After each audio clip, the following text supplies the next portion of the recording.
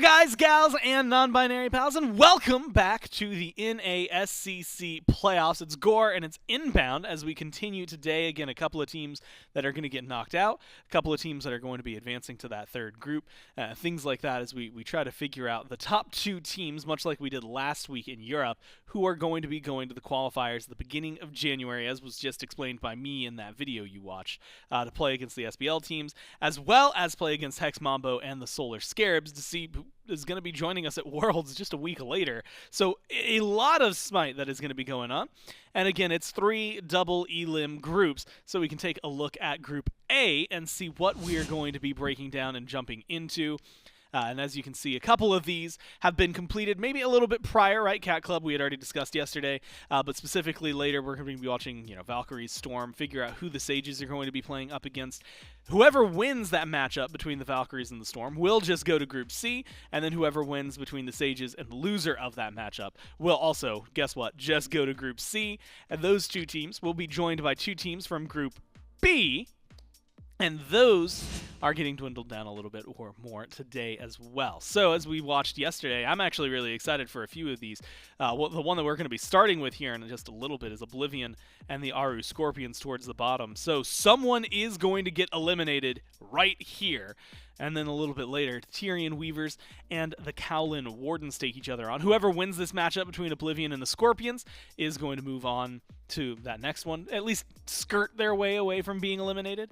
But then that last match that you see on the right, with the loser of match 8, winner match 6, whoever loses that also will go home. And we'll find that out, I believe, tomorrow. Of course, then we'll have our 2 teams for Group C, which will start tomorrow afternoon. And then by the time Sunday ends, inbound, we will, in fact, be able to seal the deal. We'll have our 2 NA teams, and we'll be... oh my god, that much closer to Worlds. Yeah, wow. It's a little terrifying. It's exciting to be heading up to Worlds. We're going to see these SEC, SOC teams compete. And I mean, we were blessed last week with some great EU games. I expect NA to be exactly the same. Some great games, great sets today. I'm really excited for that Weavers Warden set. I think that one's really sticking out to me. That's a little bit later in the day. Yeah. But I mean, at this point, you got to beat every team. You got to be able to win every game that you play. You got to be able to beat all the other teams that you play against. Doesn't matter if you're the first or the second best. You just got to be able to make it through. And, I mean, you'll fill out against some of those SPL teams. Looking at the rosters of both of these teams. Some veteranship on the side of the Scorpions. Relentless, Geno, Guy have had a few games. On the opposite side, not really much experience on Oblivion. A bunch of these players. This is the SOC team, so not too surprising. But, I mean, you'll probably recognize a lot of these names if you play ranked, watch a lot of streams. Very good ranked players, and I mean they had a tougher first day. They didn't win, obviously, but they played well, and I think that is something that you have to look at. I'm actually really excited to see what Oblivion's going to do. The thing that caught my eye yesterday, right? First off, Joshy in the past has loved playing Thoth anyway, and so that Thoth is meta probably lines that up and had a phenomenal game on that pick. There was one game that they almost win, but some circumstances that actually admittedly they kind of steal their way into that game a little bit more, but they dragged it for 47 minutes to make sure that things came. But the thing that caught my eye about it is just MandoWarrior, who's someone I've gotten used to over years of SCC seeing and solo being in the carry role where things are very different for them. So I'm excited to watch this. Again, yesterday against the Weavers, which is not an easy team to go against. It's Layers' team for anyone who didn't tune in. There was a whole ton of good that came out from Oblivion. And there were some things, right? First off, how many games are you going to be seeing Jormungandr? I think the answer is only going to be if there's an op wash. But they really did impress me to the extent that I think that if you are the Scorpions, honestly, if you're the Weavers, to an extent, you have to be a little more concerned, I think, with this top SOC team. Yeah, I mean, as you said, they actually took a game off of the Weavers. And just being able to take that first win, especially when you're the underdog, you're not expected to be the one team that's winning anything. That is all you need. Once you get that first one, it'll feel a lot easier. You can actually compete against these teams. You can take games off of them. And at the end of the day, you only need 2 wins here. You only need to win 2 of these games. You have 3 chances to do it. And they've shown they can win 1 against the number 2 seed in the league. Aaru Scorpions, not quite towards the top. They're actually one of the lower end teams, the number 6 team.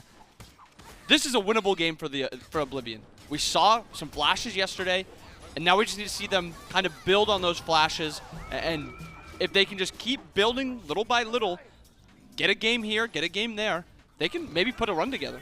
Yeah, this again, it's one that I'm personally just very excited to see what they're going to be able to pull out, because it did feel like they have a little bit of versatility. The Scorpions, I will say though, and you had kind of mentioned it, when you start to look at the competitive history of them and the distance, I would say they've gone, right, is really the big deal. Of course, GuyJ even having like a stint in the SPL for a little while is appropriately highlighted in those clips.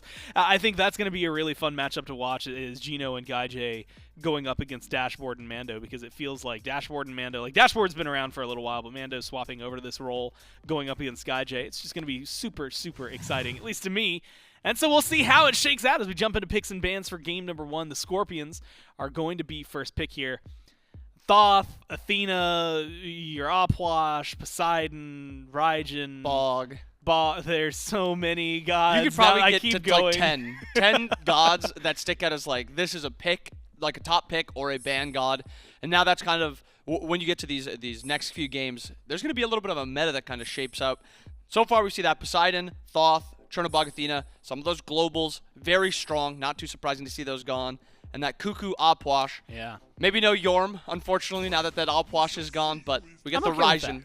Really? Yeah. I like seeing that matchup. It's funny to watch Opwash spam these bodies down and Yorm's just clearing them. I will admit, okay, I like the matchup, but Yorm is just he's just a big dude. Yeah, he's just a snake. Big snake. Like, give me some of that good damage right now, which I do think that's a fun matchup to watch. Because yesterday we got to see it, right, with the corpses out there, and just he looks at them for like half a second, they're just gone. He's like, yeah, good luck. Try exploding those. It's fun to watch, but like you said, not going to be here. Raijin first pick overall for the Scorpions. Naja. Followed by the Morgan Le Fay as well, one that I'm always excited to see. But it gives some flexibility to the Scorpions as to who's going to be where, right? Morgan, Raijin, both of them play solo, both of them played mid. We'll have to see how and maybe what they're going up against. Anhur, Erlang, and Maui gets locked in. We haven't gotten to see a whole lot of Maui. We saw a little bit of it with Elion. Dashboard is another player that really loves this Maui, and I like this with Anhur. It gives a lot of damage, a lot of CC.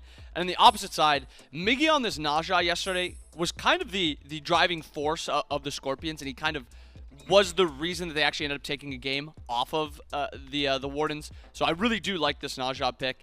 And then the Wukong there, we're kind of going back. We're seeing a little bit more Warrior picks in this SOC, NA SEC games. Now, the question I want to ask, we've seen, so the Opwash, the Poseidon, the Raijin, Morgan Le Fay, like those are the 4 mages that we've really gotten to see in solo. Not to say that there's no chance for any others, but is that Wukong just kind of a, well, the top 4 are gone, I guess I'll go to whatever's comfortable, or does it have like a good matchup specifically into like the Scorpions?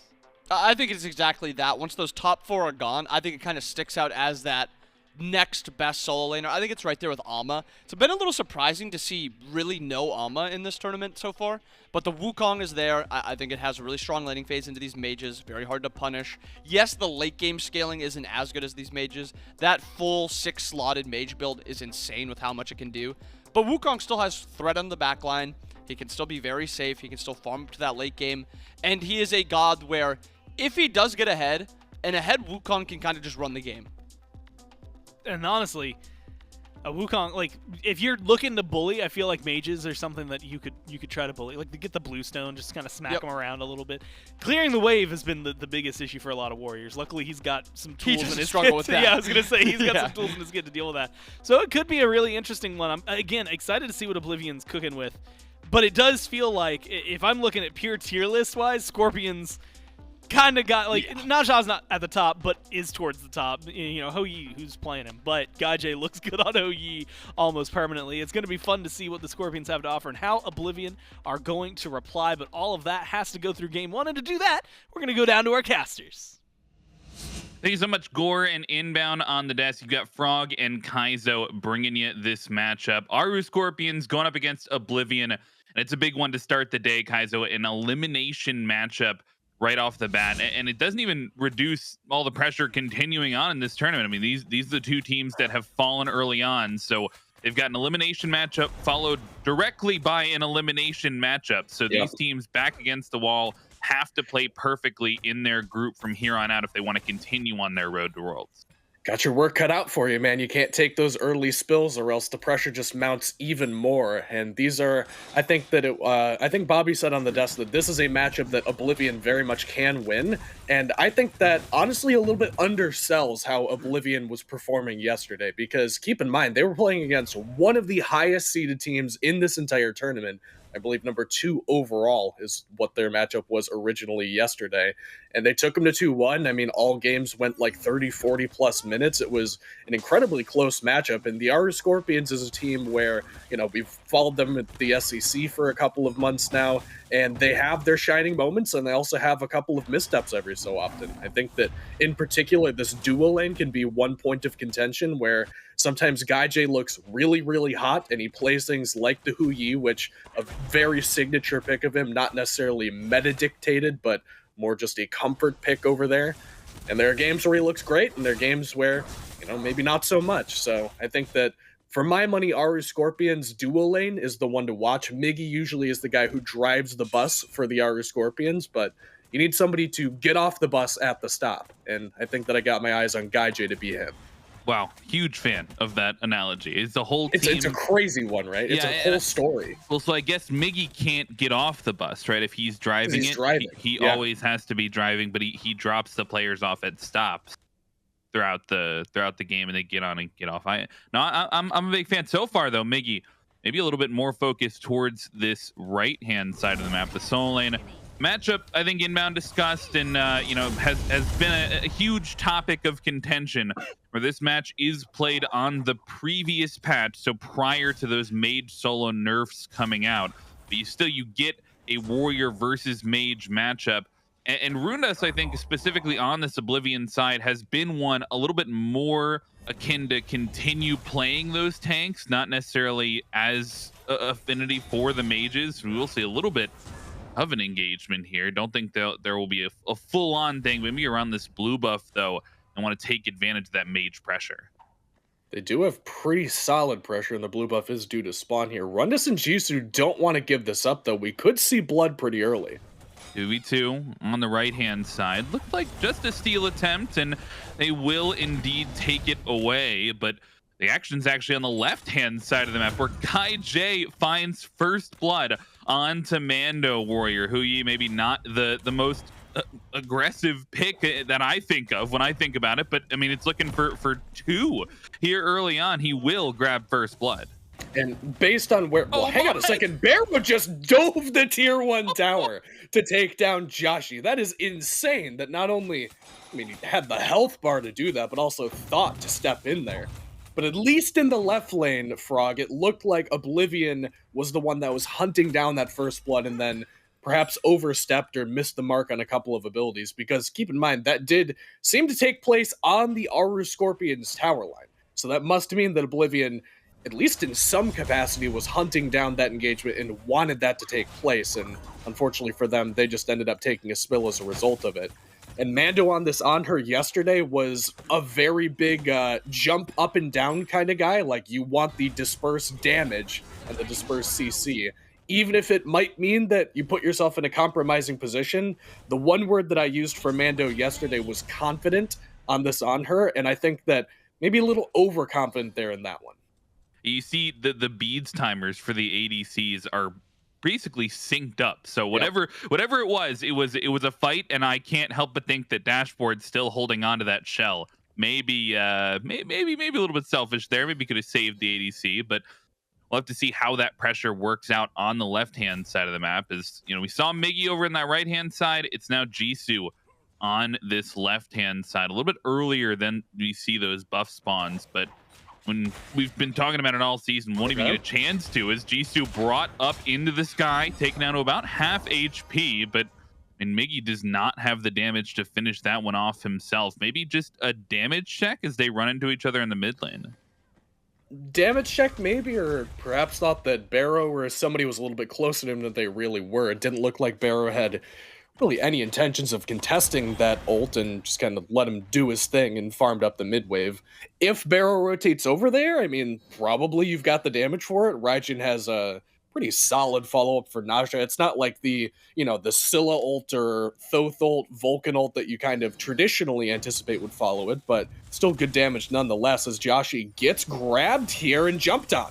Wow, has to be taunted back in. I don't know if the beads are available, looking for the dash, and will find the damage after the fact as Migiiiiii needs one more bit of it, but won't find the sash and instead finds the gray screen as Migiiiiii gets punished for trying to chase it down. MandoWarrior walks back through the speed buff and uses that jump aggressively just for trying to take the kill, and beads were still down, but they still drop it in the backside.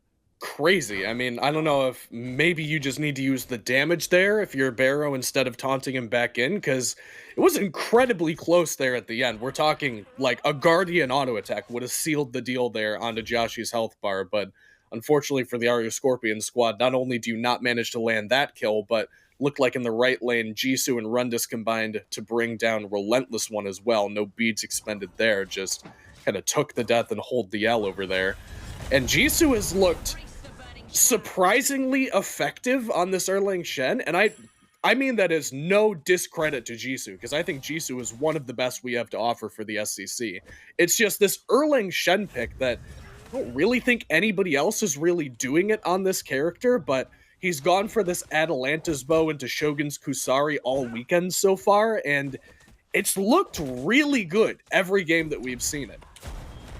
Dashboard, a little bit of aggression onto Geno, but I think the ultimate will dissuade some of that as Joshy's waiting in the wings, but that makes room for a gank onto RelentlessOne once again. You find the jungler over there on that right-hand side, and we've seen a little bit of this Erlang Shen, I think at the highest level. Scream has played it in the past, and you see sort of the setup idea from having a warrior jungle there, as we've seen mostly assassins, even some mages in that jungle role more often than not these days. But I mean, having a setup player, one that is dedicated to making that extra bit of space, especially for these safer range players. And when we've seen Joshy on the Scylla, on the Thoth all weekend, just been able to free cast in the backline because of that extra bit of space.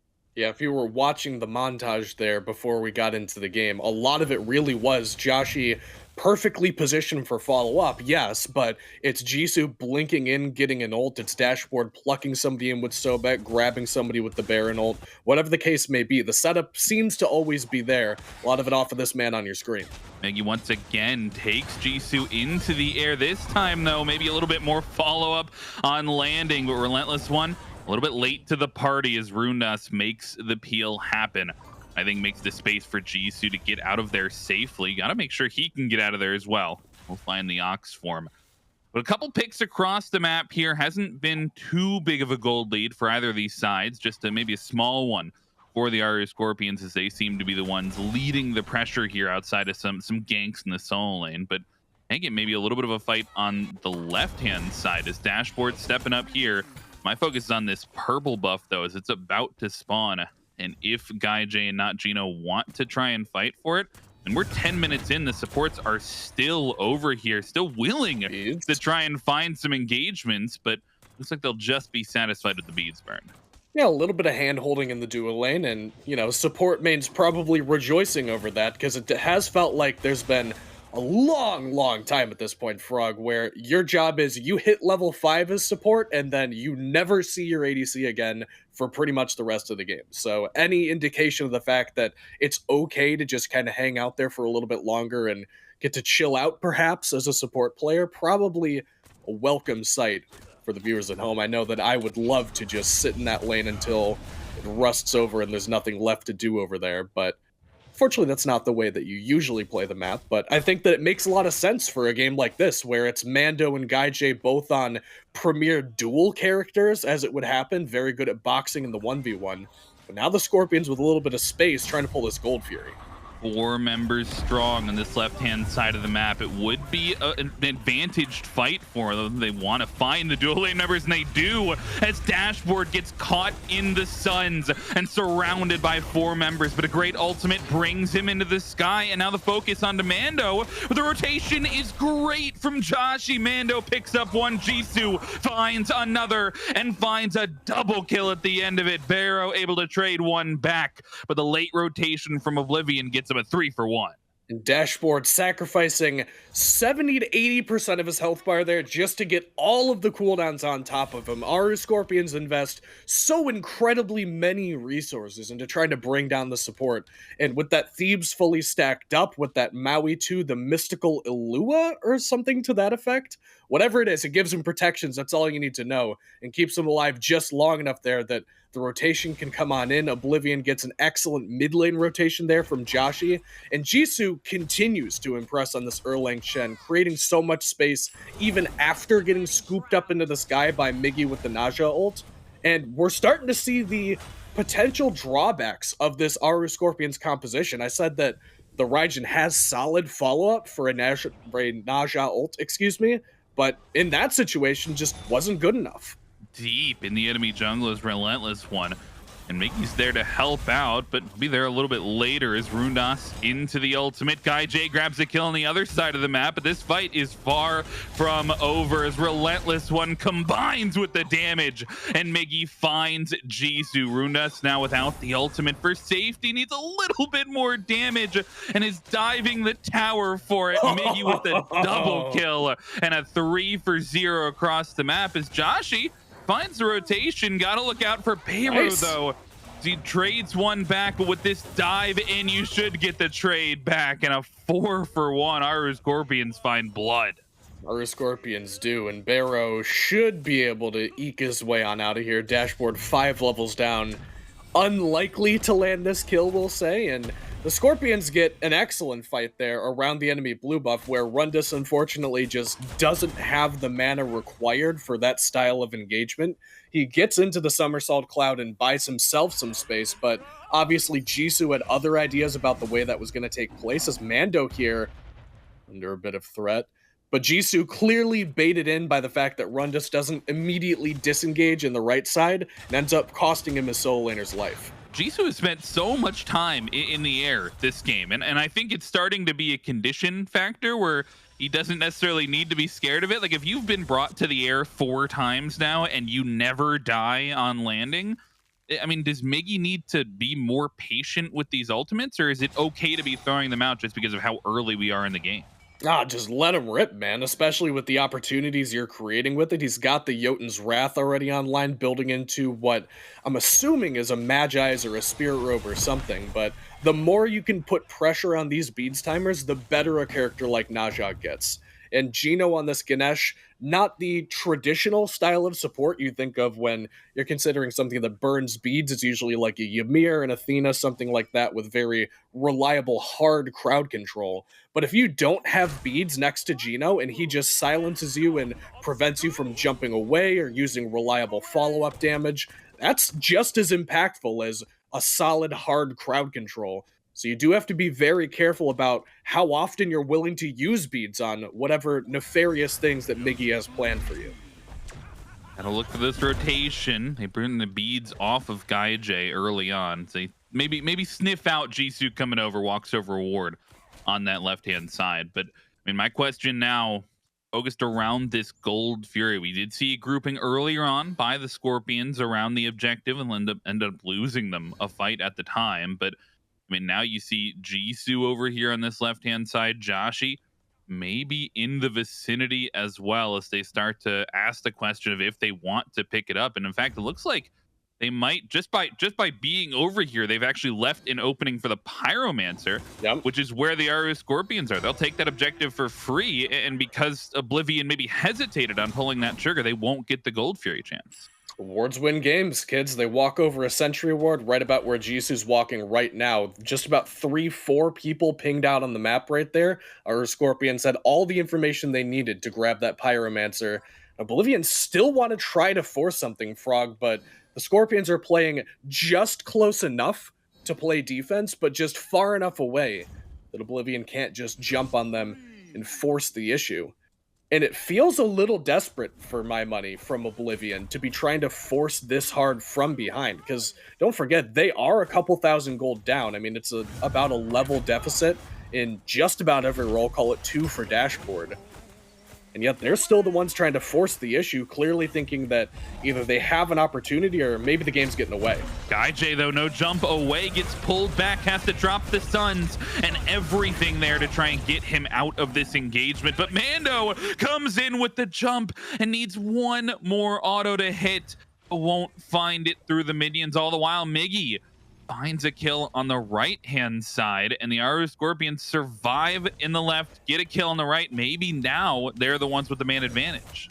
They are still trying to dive onto Geno here. Dashboard wants to crowd control him, is not allowed to. Tower should be going down, and that should be Geno's life. Look at this rotation. I mean, Migiiiii's coming, but he's a little bit late to help out the elephant, and GuyJ is here to help as well. But this is a 4v4 here to start things off, as I'm a Monster channeled only hits Migiiiiii as Bayro gets the kills through the wall. It's a 3-man swing for the Aaru Scorpions. They'll lose 2 in the process, though.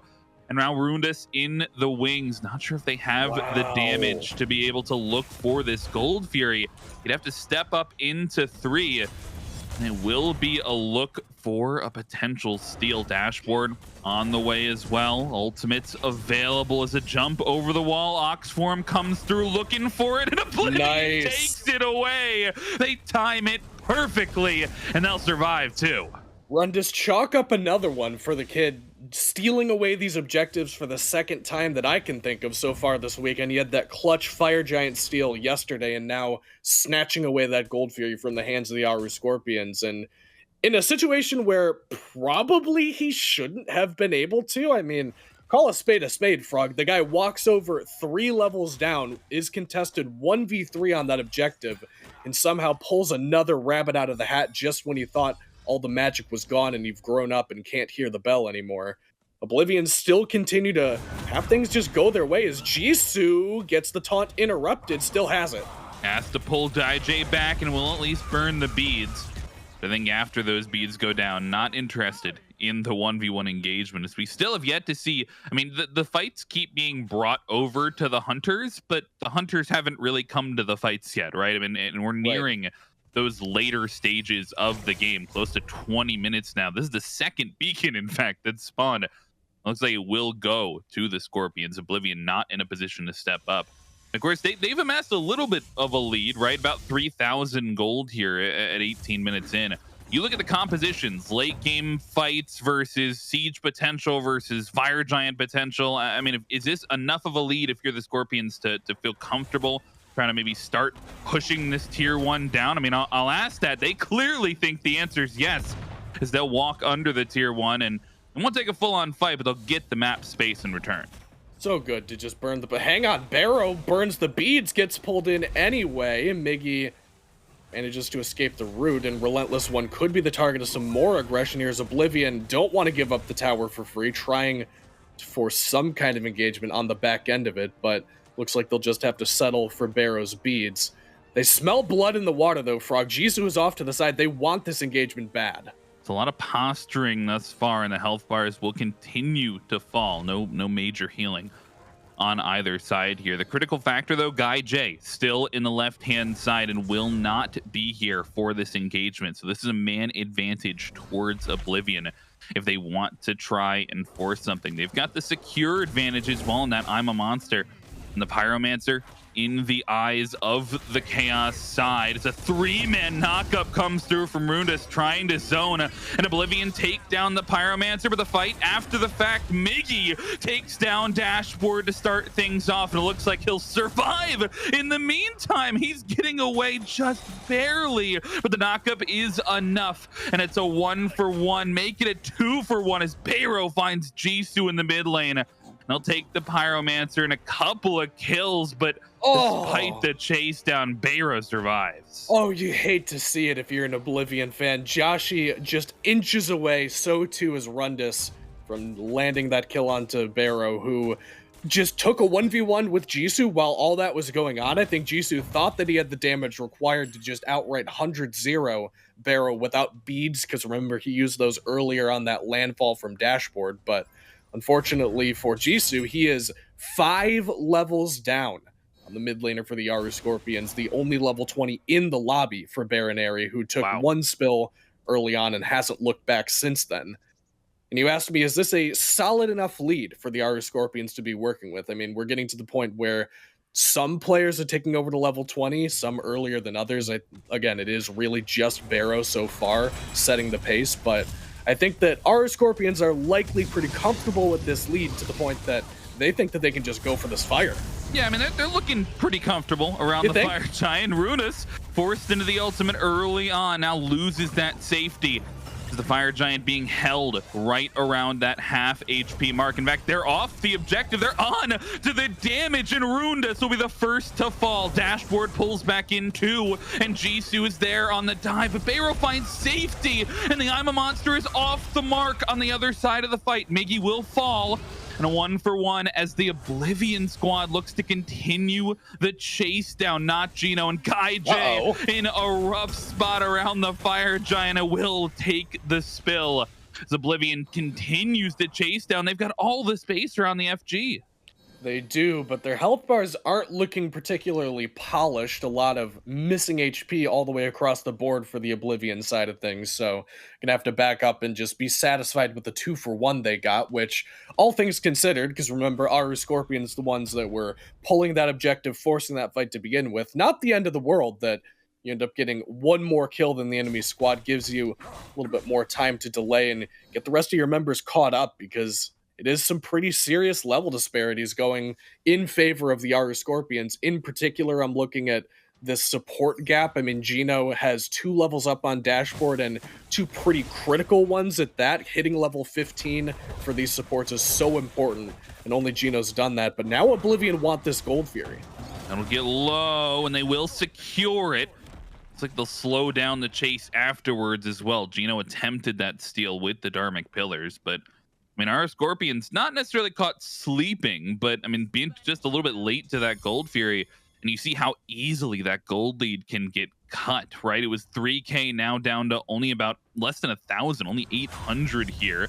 But they want to try this again. Went a 2-for-1 in favor of Oblivion last time around. This time, looks like they may be more interested in the fight as they grab the beads off of Rundas to start things off. But it's a 2v3 over on the front side of the fight as Geno and Bayroneri combine for a little bit of damage. But now the tank is low. Geno's got to dodge his way out. Oh, it's huge. Man, ultimate is huge for Oblivion as they pull back the Scorpions and take down a couple of members. Jiggy on the retreat will survive a little bit longer, but it's all 5 members diving the tier 2 tower, and Migiiiii's not much longer for this world. A 3-man swing. What a combo from Oblivion. Maui is so cool, man. Shoutouts to Aggro for just how awesome this character is to watch play, because Landfall is your game-changing teamfight ultimate for these supports, and Dashboard makes it very clear that he's rehearsed on this pick, that he absolutely makes the big bucks when it comes to this one. Pulls into there and sets up, once again, a perfectly waiting Joshy, who is just ready and salivating to feast on that opportunity. Hits 2 with the I'm a Monster, really kicks off that engagement for Oblivion. Now they've got a reasonable teamfight advantage here. It's a blink in. Jisoo loses the beads, but it's all for the engage, and Barrow looking to find the safety and will burn the ultimate on the other side, but Joshy takes a lot of damage in the meantime and almost loses life to the bounce as GuyJ loses a couple of relics in the meantime. Nobody falls, but I mean, that's an impactful ultimate, a couple relics off the board.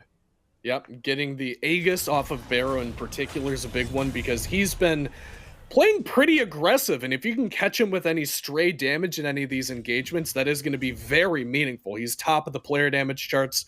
Again, he was the first guy level 20, less relevant now, but more of a legacy mention there, because he has certainly had pretty significant impact on this one. Shutting him down again could be pretty integral for this Oblivion team as RelentlessOne gets pulled in here. Fire Giant picked up, but it's just a bait. They look for the damage onto the Soul Laner, and this time, land falls off the mark, pulls nobody in from the Scorpions, and that may be the window they were looking for. Now you lack that huge team fight ultimate that Dashboard's been using, and all the space goes to the Order side as Migiiiiii is in the mid lane looking for the space.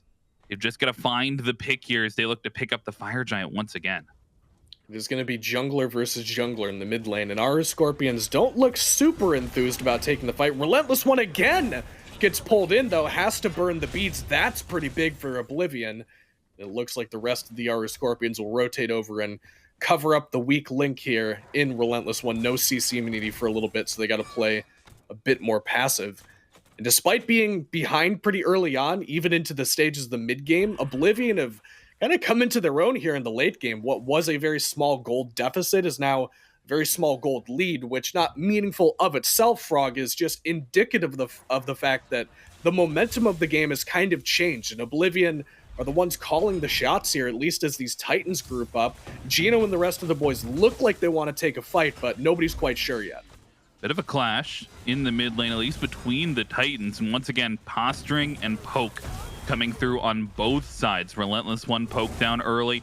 We got to be wary of the relics. Here's the full-on engage is in from Oblivion. Health bars falling low for the Chaos side, though, as they try to trace forward, but it's actually the damage coming back. Nobody falls low enough from the Scorpions, and it's a coordinated engage, but I don't think anybody fell below 50%. A couple of low health bars, but not enough to really say that anybody won the fight decisively.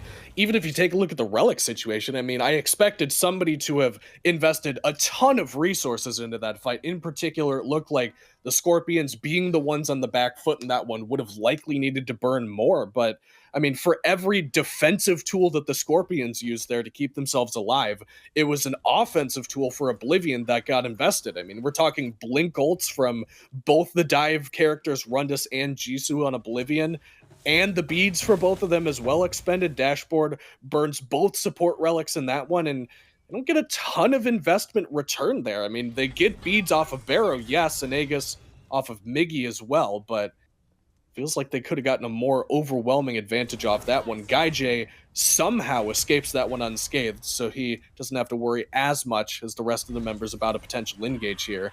But one more landfall could be the difference maker around this FG pit. Dashboard off the mark with the one prior around here in the jungle, around the Fire Giant pit. If he lands one here on Bayroneri, for example, who again has no beads, could be the changing point for Oblivion, who have been on the front foot, but just waiting for that 1 foot into the door to open things up.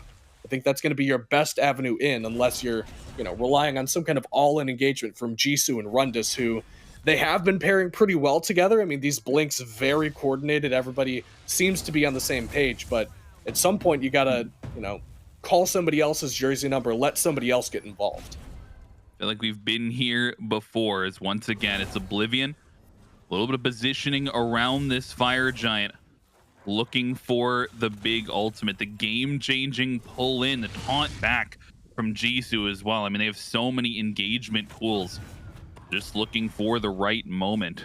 And I mean, if they keep this up much longer, you're going to get to an enhanced Fire Giant state. It's been maybe 10 minutes now that they've been dancing around this objective. As RelentlessOne maybe starts things off, but it's MainJisoo in on the backside, and landfall is off the mark as well. Joshy forced to burn both the relics and the ultimate just to make his way out alive, as Migiiiiii trying to make the space in the front line. Barrow into the ultimate, the taunt back hits two, and they're caught in the damage. Barrow and GuyJ combine to take down some members, in Oblivion now on the retreat. Rundas running the wrong way as the 4 members of the Scorpions find the double kill onto the Soul Laner, and just like that, the Scorpions have the space in the FG. And you live or die by the engagements with the composition like this. MainJisoo blinks in, unfortunately catches nobody with that 9 turns blessing taunt. And unfortunately for Oblivion, Dashboard very much expected people to get hit by that 9 turns blessing taunt. burns the landfall on top of Jisoo.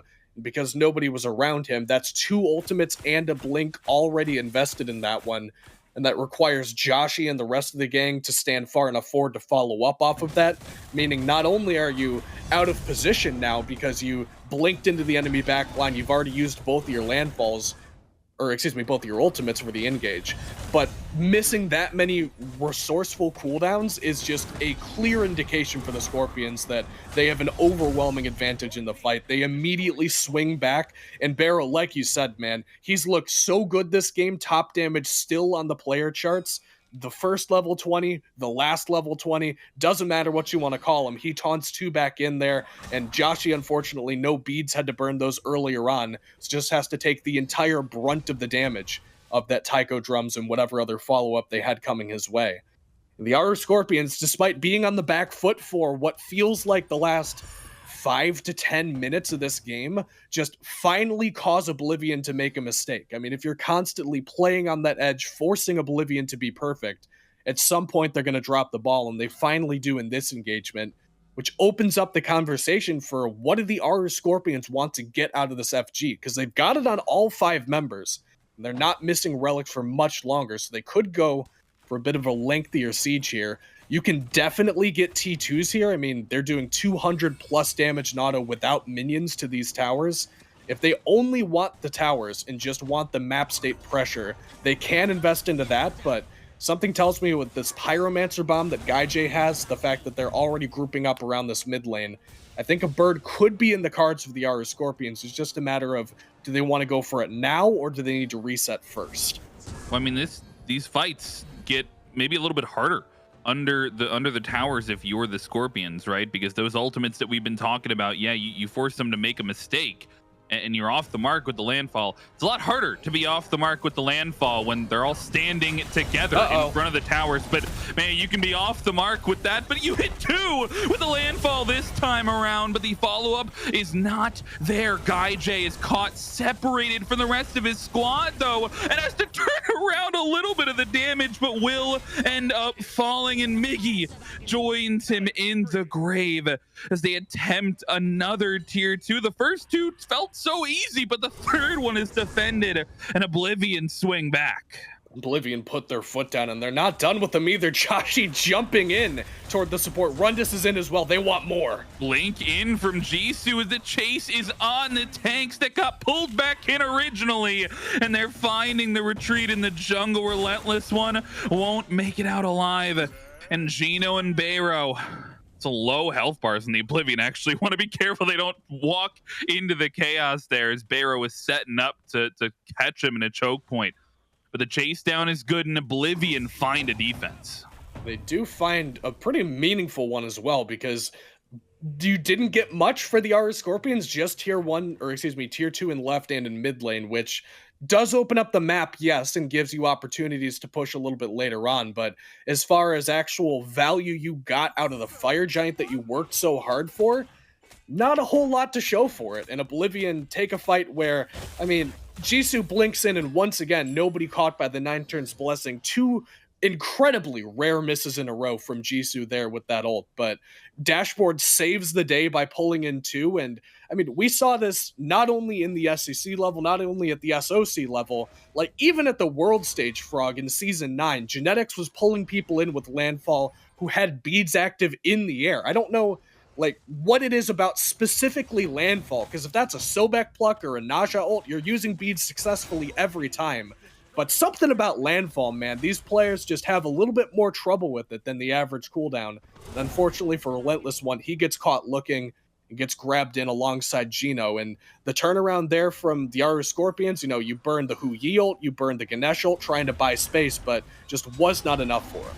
RelentlessOne getting chased down here on the right-hand side. Jisoo doing some shredding on to the soul laner, but he actually gets taken up into the air, and the taunt back hits a couple members, but the shields are good enough, and Migiiiiii will be the one to fall, and that's a bad time to fall, Kaiser. The Fire Giant is right around the corner, and now at a man disadvantage for the Scorpions. And shoutouts to Absolution there, keeping Jisoo alive. Doesn't burn the beads despite the fact that Taiko drums on him, uses the 9 turns blessing, gets, you know, with Absolution paired with Erlang Shen, it's so much value from the CC immunity, the healing, the everything that he got there, just enough to squeak him out of that situation alive. Oblivion wanted to spring a trap on GuyJ, but unfortunately for them, GuyJ a little more ready than they were anticipating. And it's just a great pick onto Migiiiiii there. It should have been a pick onto RelentlessOne, and now it could be Jisoo in trouble. There's the beads burned for the Erlang Shen, one of the Absolution that time around, but a little bit of space for Rundas as he jumps in, but the follow-up a little bit too far away. It's a 4v5, right? They've got the man disadvantage, but it feels like they're the ones trying to punish. They push Jisoo and Rundas back to base. That's going to make the space Migiiiiii now back on the map, forcing a full 5-on-5. And for all the action we've seen, I mean, these cooldowns are so low. Every ultimate now back available for both squads. Frog, that's one of the more ranked things I've seen in a competitive set in a long time, where Rundas just blinks in, uses Master's Will on a Raijin, and then just dashes away.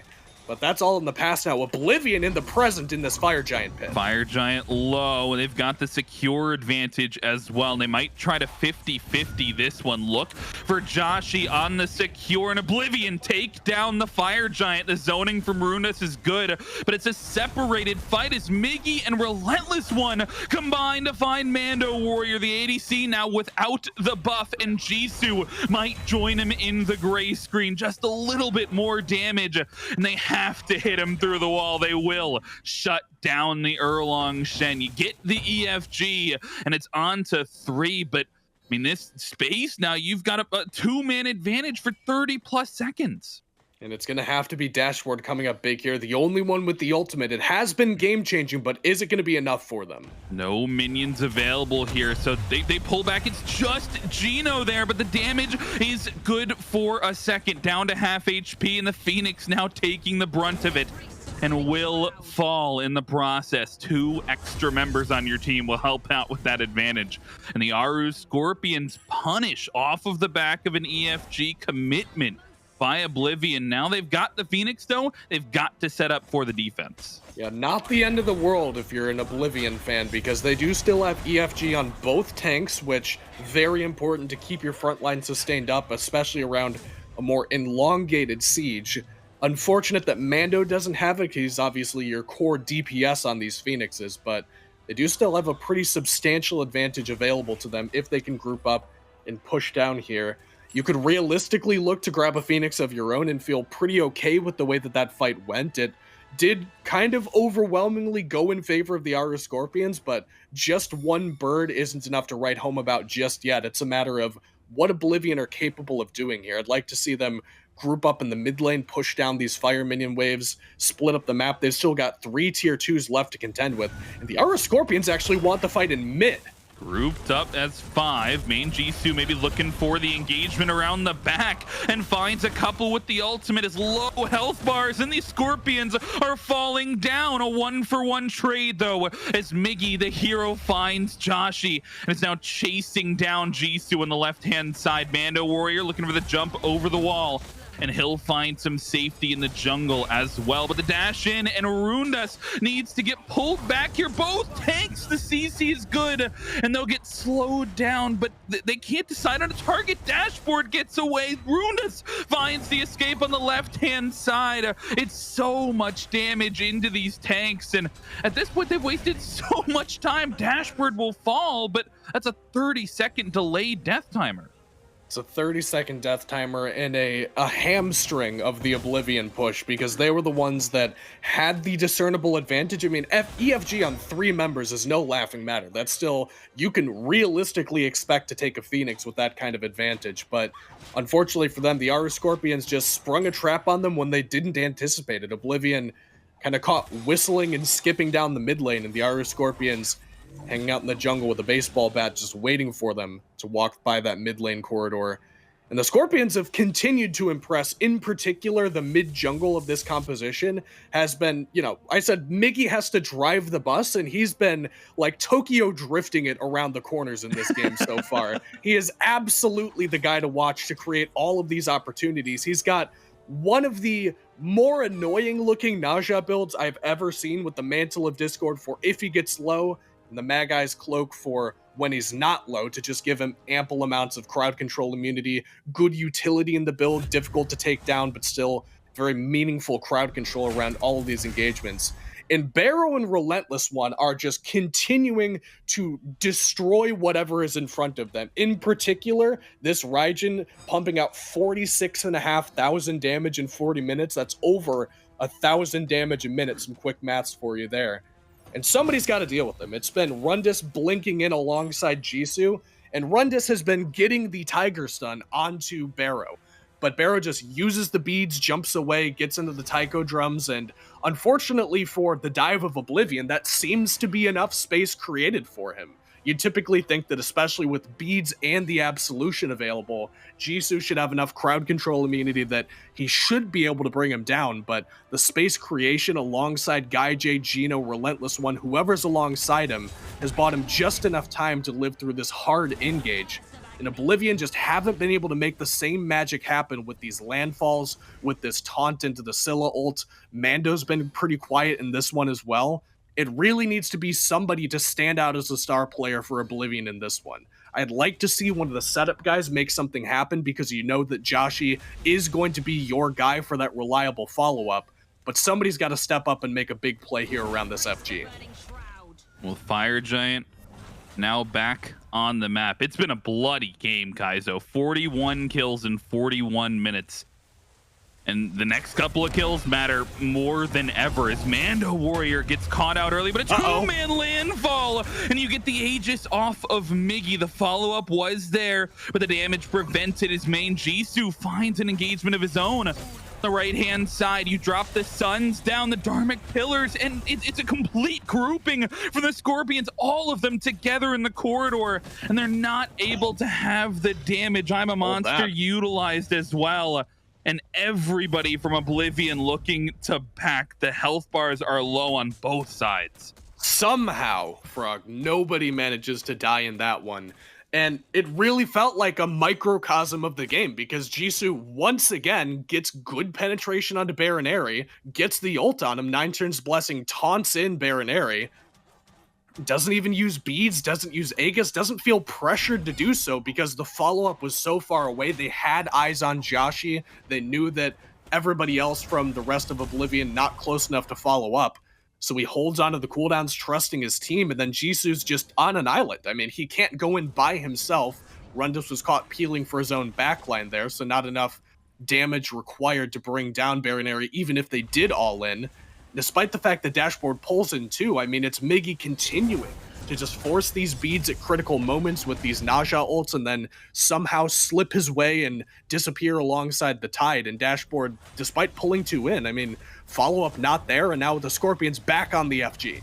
Eyes on some of these critical relics. Beads down for 3 members of Oblivion as Fire Giant gets low and maybe not looking to be secured. They'll hop off of it, and Migiiiiii into the air he goes. Somebody's looking for the damage, but it's only Dashboard. He takes the tank up, and the follow-up from the team is not there to finish off the kill. I'm a Monster comes through, and RelentlessOne's the first to fall. Not Geno, forced to use the shell, but look for over the wall Josh. The timer runs out just barely. Ooh, okay. It's MandoWarrior. He's got to be careful backing right there. They're going to have a little bit of fun at the end there. But once again, low health bars across the board. Only one to fall. And a pretty big one, too, because RelentlessOne, a big facilitator for the shenanigans that the Aaru Scorpions have been up to.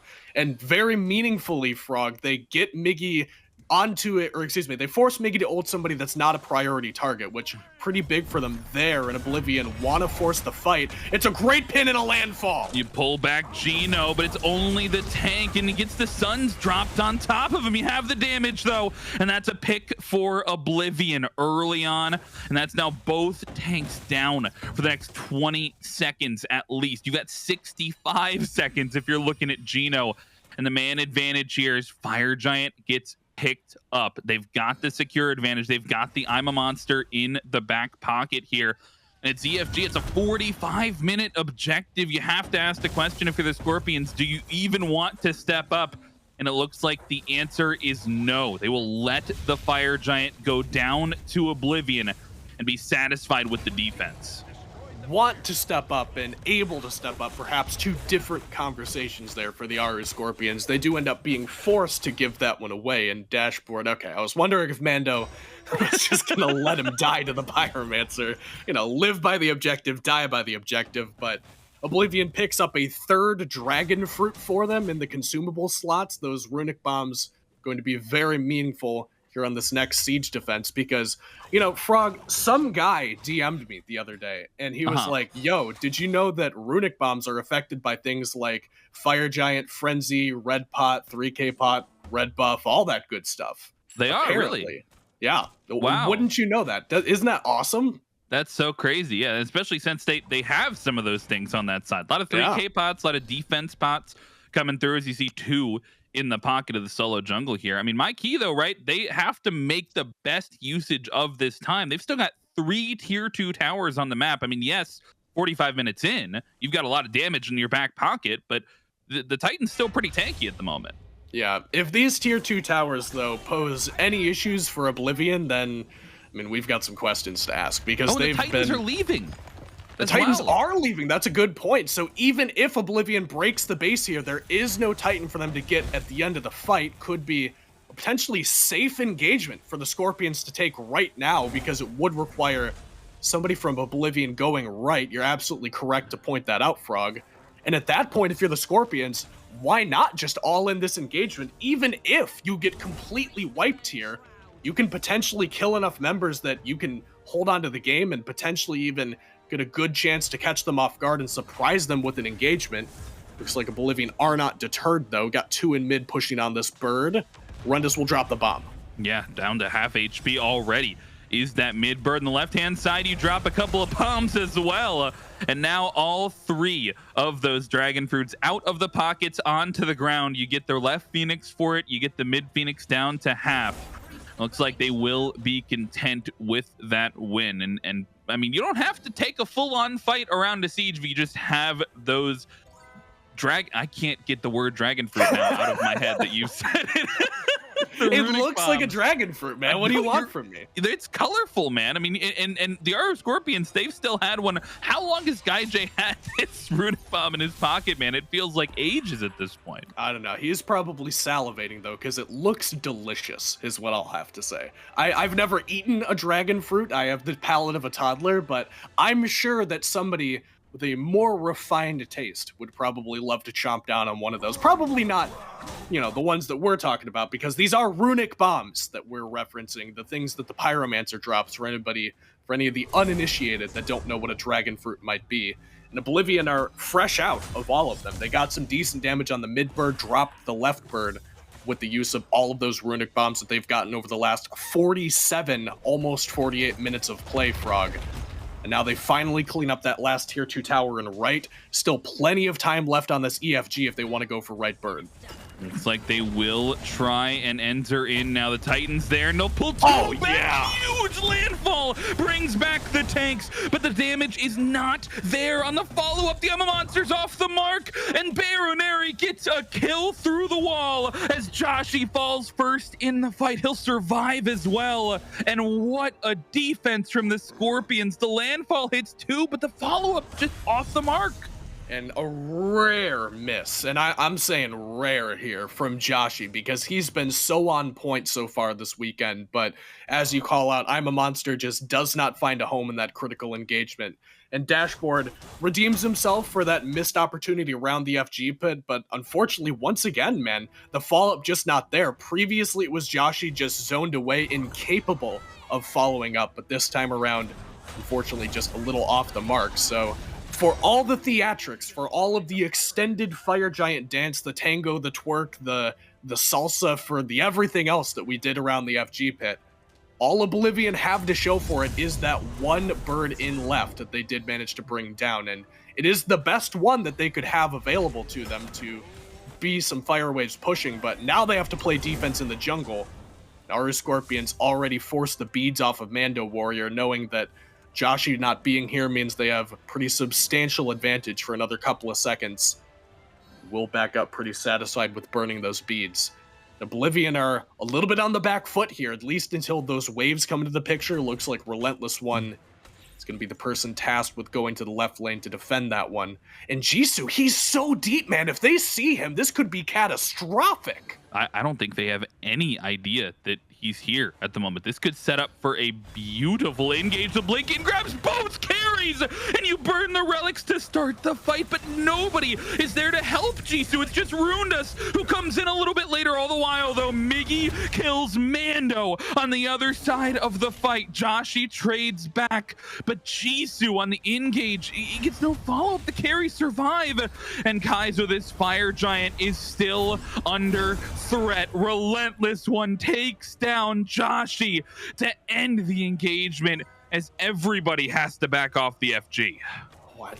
It's so unfortunate for Oblivion there that Migiiiiii continues to Tokyo drift the bus all the way into these team fights, because him getting that pick onto Mando, remember, he forced the beads around the speed buff there, means that that's a very critical member missing from the Oblivion fight, and one person to provide follow-up damage for that incredible engage that Jisoo got. Rundas dives in eventually and helps him out after the fact, but because Bayro gets up into the taiko drums, manages to buy enough space, has GuyJ there to help peel for him and put out some damage, Jisoo just doesn't have it by himself. A little bit too tanky of a build to just outright 100-0 the Raijin by himself. Bayroneri squeaks away there, still maintaining only that one death.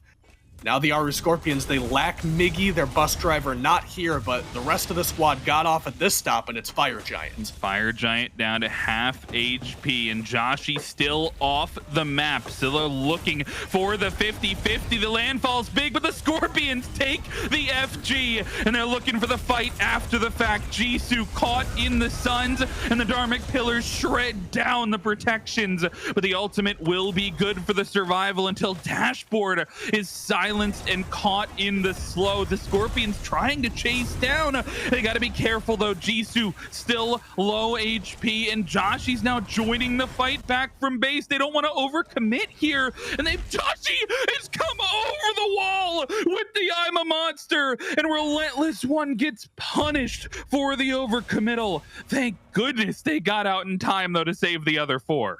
Only losing one there is not the end of the world, but you have to imagine that RelentlessOne just a little bit too far forward for that engagement. They wanted to chase deep. I mean, I understand it completely. Dashboardzd had less than 20% HP in the air. You know where he's going to be landing. Everybody culminating around that target location, but unfortunately for the Aaru Scorpions, Dashboardzd lives just long enough that the rest of his team can get there. Joshy once again redeems himself for that rare miss around the Phoenix and puts another nail in the coffin for RelentlessOne. And despite the fact that 4 members still with the enhanced Fire Giant buff for the Aaru Scorpions, Oblivion have the man advantage for quite some time, and they're going to use that one to just walk right into this left Phoenix. Doesn't look like the Aaru Scorpions are going to want to give this up for free. Taiko drums pulls in Dashboardzd, and Dashboardzd pulls in nobody. Landfall off the mark, and Bayro, NotGeno looking for the combos as Migiiiiii takes one up, and I'm a Monster misses the health bars. Look at them for Oblivion. They're so low. GuyJ takes down Rundas. One more will fall. Bayro finds a double kill. The surrender vote has started. The attempt for the Phoenix for Oblivion. Man, I was running the wrong way, man. He's not going to get the back off. It'll be RelentlessOne taking him down, and a 4-man swing on the attempted Phoenix. The Aaru Scorpions with EFG on 4. They answer back. It's only Jisoo here to defend against 5, and GuyJ, I don't think he can do it. It's a tall task for any player, any build, any god, but surrender vote will unfortunately go through there. But what can you do at that point, man? Because Oblivion, 53 minutes, almost 54 full minutes of gameplay there, and they were on the front foot for 60-70% of it. I mean, Dashboardzd and the rest of the squad were driving a lot of those engagements around the FG put, and it was only Migiiiiii, realistically, that was creating the opportunities for the Aaru Scorpions, but every single time he brought somebody up into the air, it felt like it was the perfect target at the perfect moment. and they're around that siege defense. Migiiiiii was the intended target of that I'm a monster, but because he manages to scoop somebody up and get into the air, he evades that pretty critical cooldown and ends up preventing the rest of Oblivion from waterfalling that engagement any further. It's real tough to lose a long game like that, Frog. Oblivion looked great through a lot of that game, and I can't imagine they're feeling great with the way that one ended. Well, after 54 minutes, I know I need a break. I think the players need a break as well. Figure out what they want to do for game 2. Stick around through the break. We'll be back with that game number 2.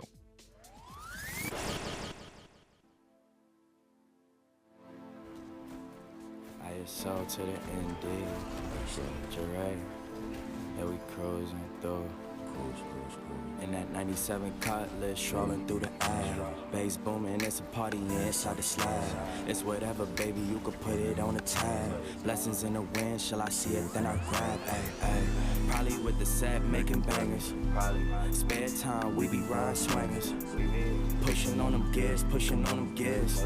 Out here, and we swinging.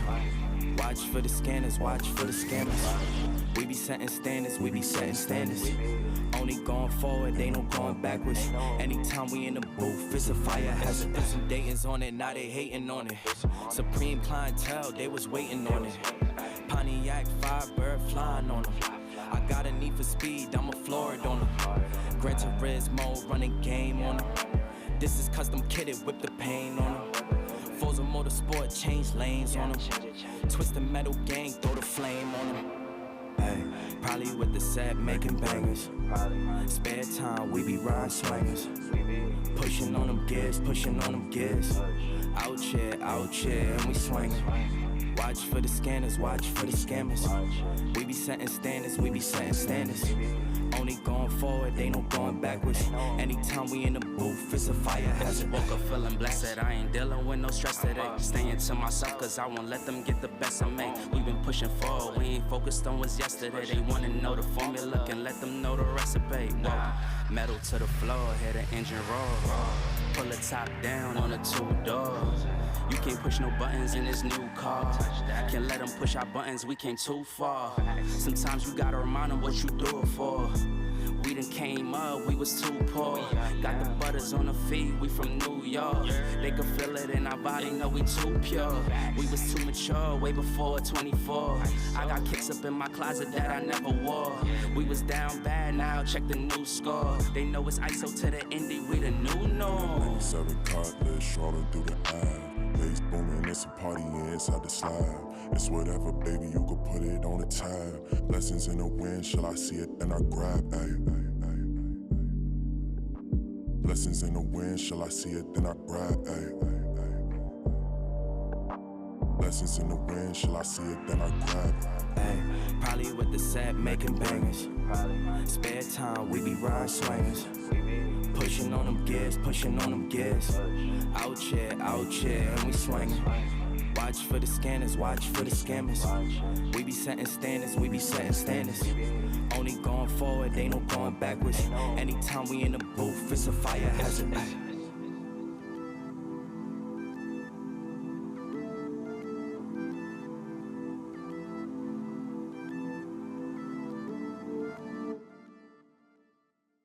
You in her DM, I'm in her mouth, we not the same. Flipping the funk, the heat, the fire, got the flame. Came with the gift, the gab, and blessed with lots of game. Be mad at me, they know I'm not to blame. You in her DM, I'm in her mouth, we not the same. Flipping the funk, the heat, the fire, got the flame. Came with the gift, the gab, and blessed with lots of game. Be mad at me, they know I'm not to blame. But I'm too geeky to be preaching, I just show out. Winning and it's looking like a blowout. Pile up my paper, let it grow out. If it ain't about no money, I don't go out. I'm too geeky to be preaching, I just show out. Winning and it's looking like a blowout. Pile up my paper, let it grow out. If it ain't about no money, I don't go out. I got way too many missed calls. Think your girlfriend going through her withdrawals. I do what I wanna, God gave me big. And some that wanna cover them with lip gloss. Seen them looking at me crazy, but I ain't go. Hood, ain't too many places I can't go. Tryna fit all of your friends in that Durango. I'm the only young with a Kango. Chain glow, hang low, scaring Anglos. Chapala trading dollars for the pesos. Mama smell the marijuana on my pesos. About to kill them in my where they make those. Case closed, change clothes and time zones. She shook her neck and mind blown. Got the funky that make them do the stank face. I ain't chasing, I'm at Chase Bank. Hey, you in her DM, I'm in her mouth, we not the same. Flipping the funk, the heat, the fire, got the flame. Came with the gift, the gab, and blessed with lots of game. Be mad at me, they know I'm not to blame. You in her DM, I'm in her mouth, we not the same. Flipping the funk, the heat, the fire, got the flame. Came with the gift, the gab, and blessed with lots of game. Be mad at me, they know I'm not to blame. But I'm too geeky to be preaching, I just show out. Winning and it's looking like a blowout. Pile up my paper, let it grow out. If it ain't about no money, I don't go out. I'm too geeky to be preaching, I just show out. Winning and it's looking like a blowout. Pile up my paper, let it grow out. If it ain't about no money, I don't go out.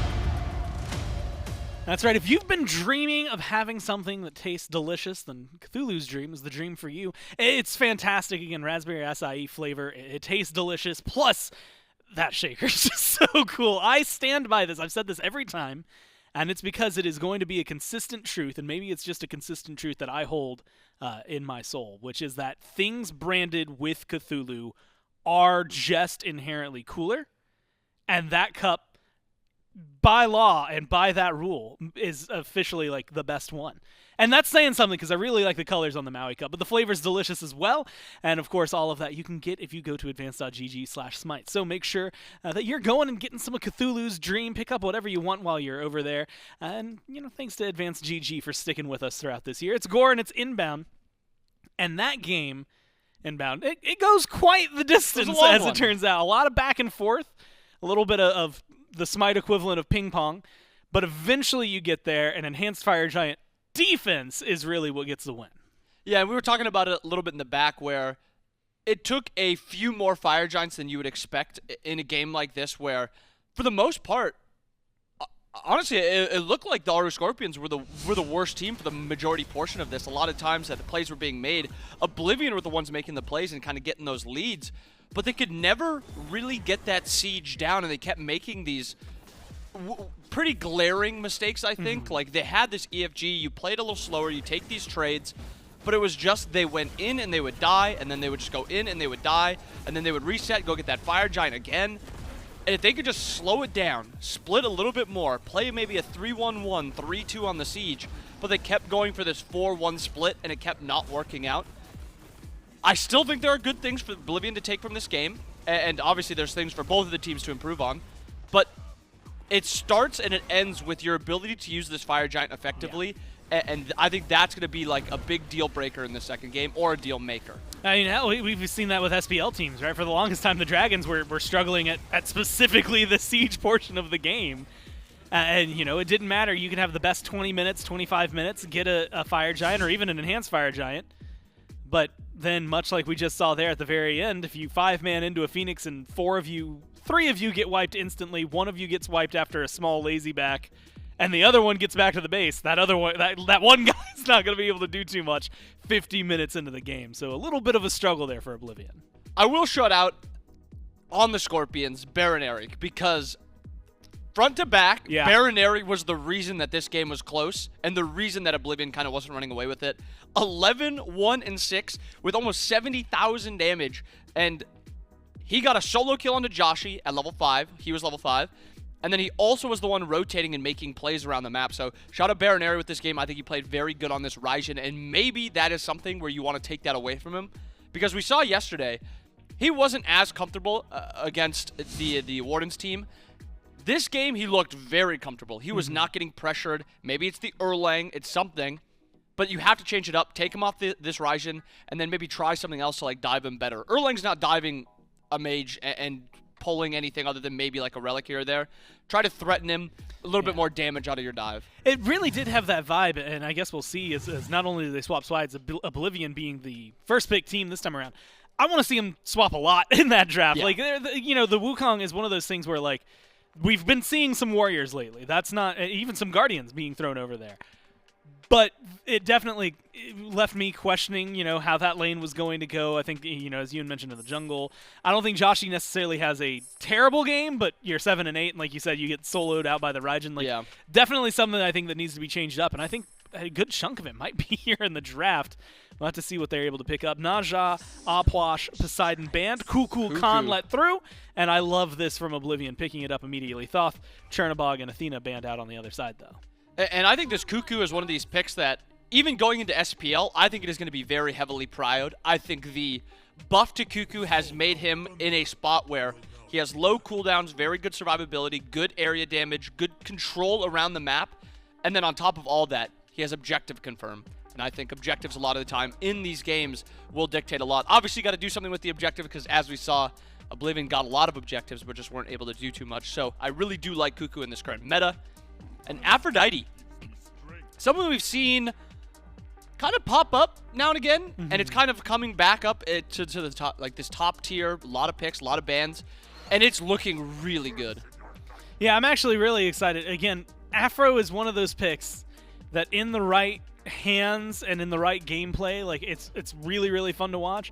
In the wrong hands, with the wrong gameplay, though, it shatters almost instantly. So it is very much a double-edged sword. We'll see how it does. Raijin and the Camazotz alongside that. Sobek on her on the other side.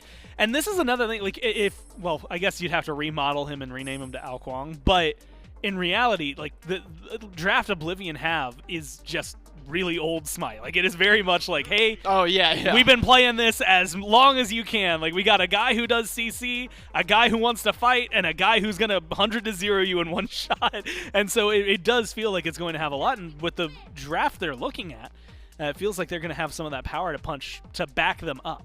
And this Awilix kind of comboing with, it makes sense that early portion of SMITE, a lot of Season 1, Season 2 gods here. And it combos really well with Anhur, Sobek, less so with the Cuckoo, but I mean there is some sneaky potential there also. If Cuckoo hits an ult, it knocks you up and Awilix can actually pull off that, so maybe some one-shot potential onto the enemy support because they obviously aren't going to go beads. And then last pick, Danzaburou for the Scorpions.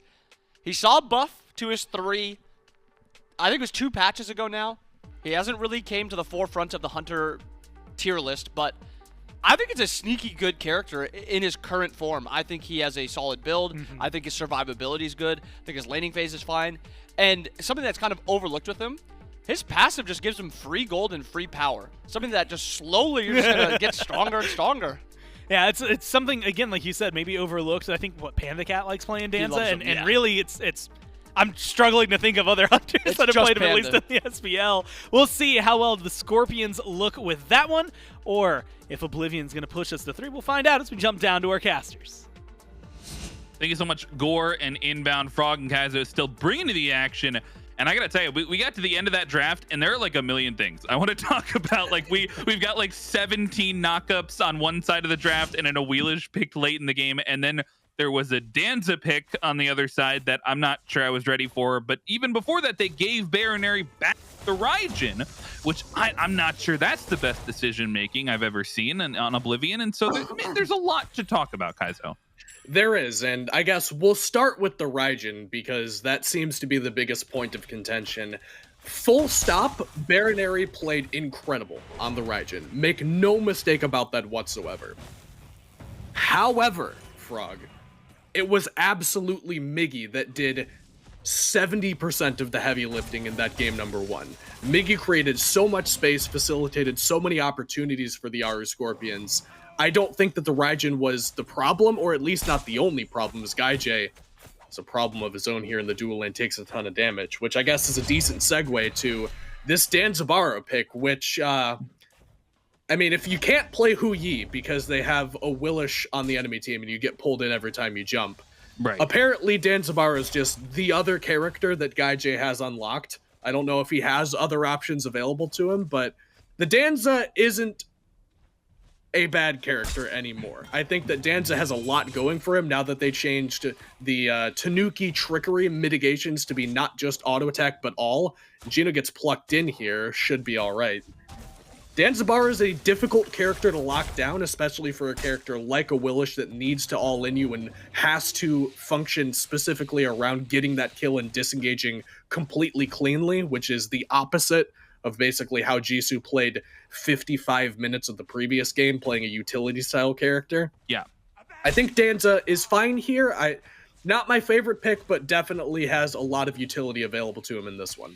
Well, you got to give GuyJ maybe a little bit more credit. He could also have Anhur unlocked, but obviously Mando yeah, taking it a little bit earlier on. It's the only character Mando has, so yeah, perhaps, as we've seen him play a lot of it this tournament at the very least. But I mean, it'll be interesting. This is not a common dual lane matchup by any means, right, Gino?